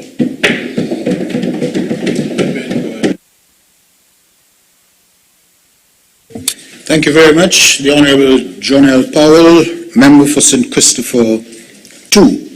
I think you would owe the Chair an extra thanks because you were asking for 10 more minutes. I suggested 30 and you took 12. So I guess my intuition kicked in again. Thank you, sir.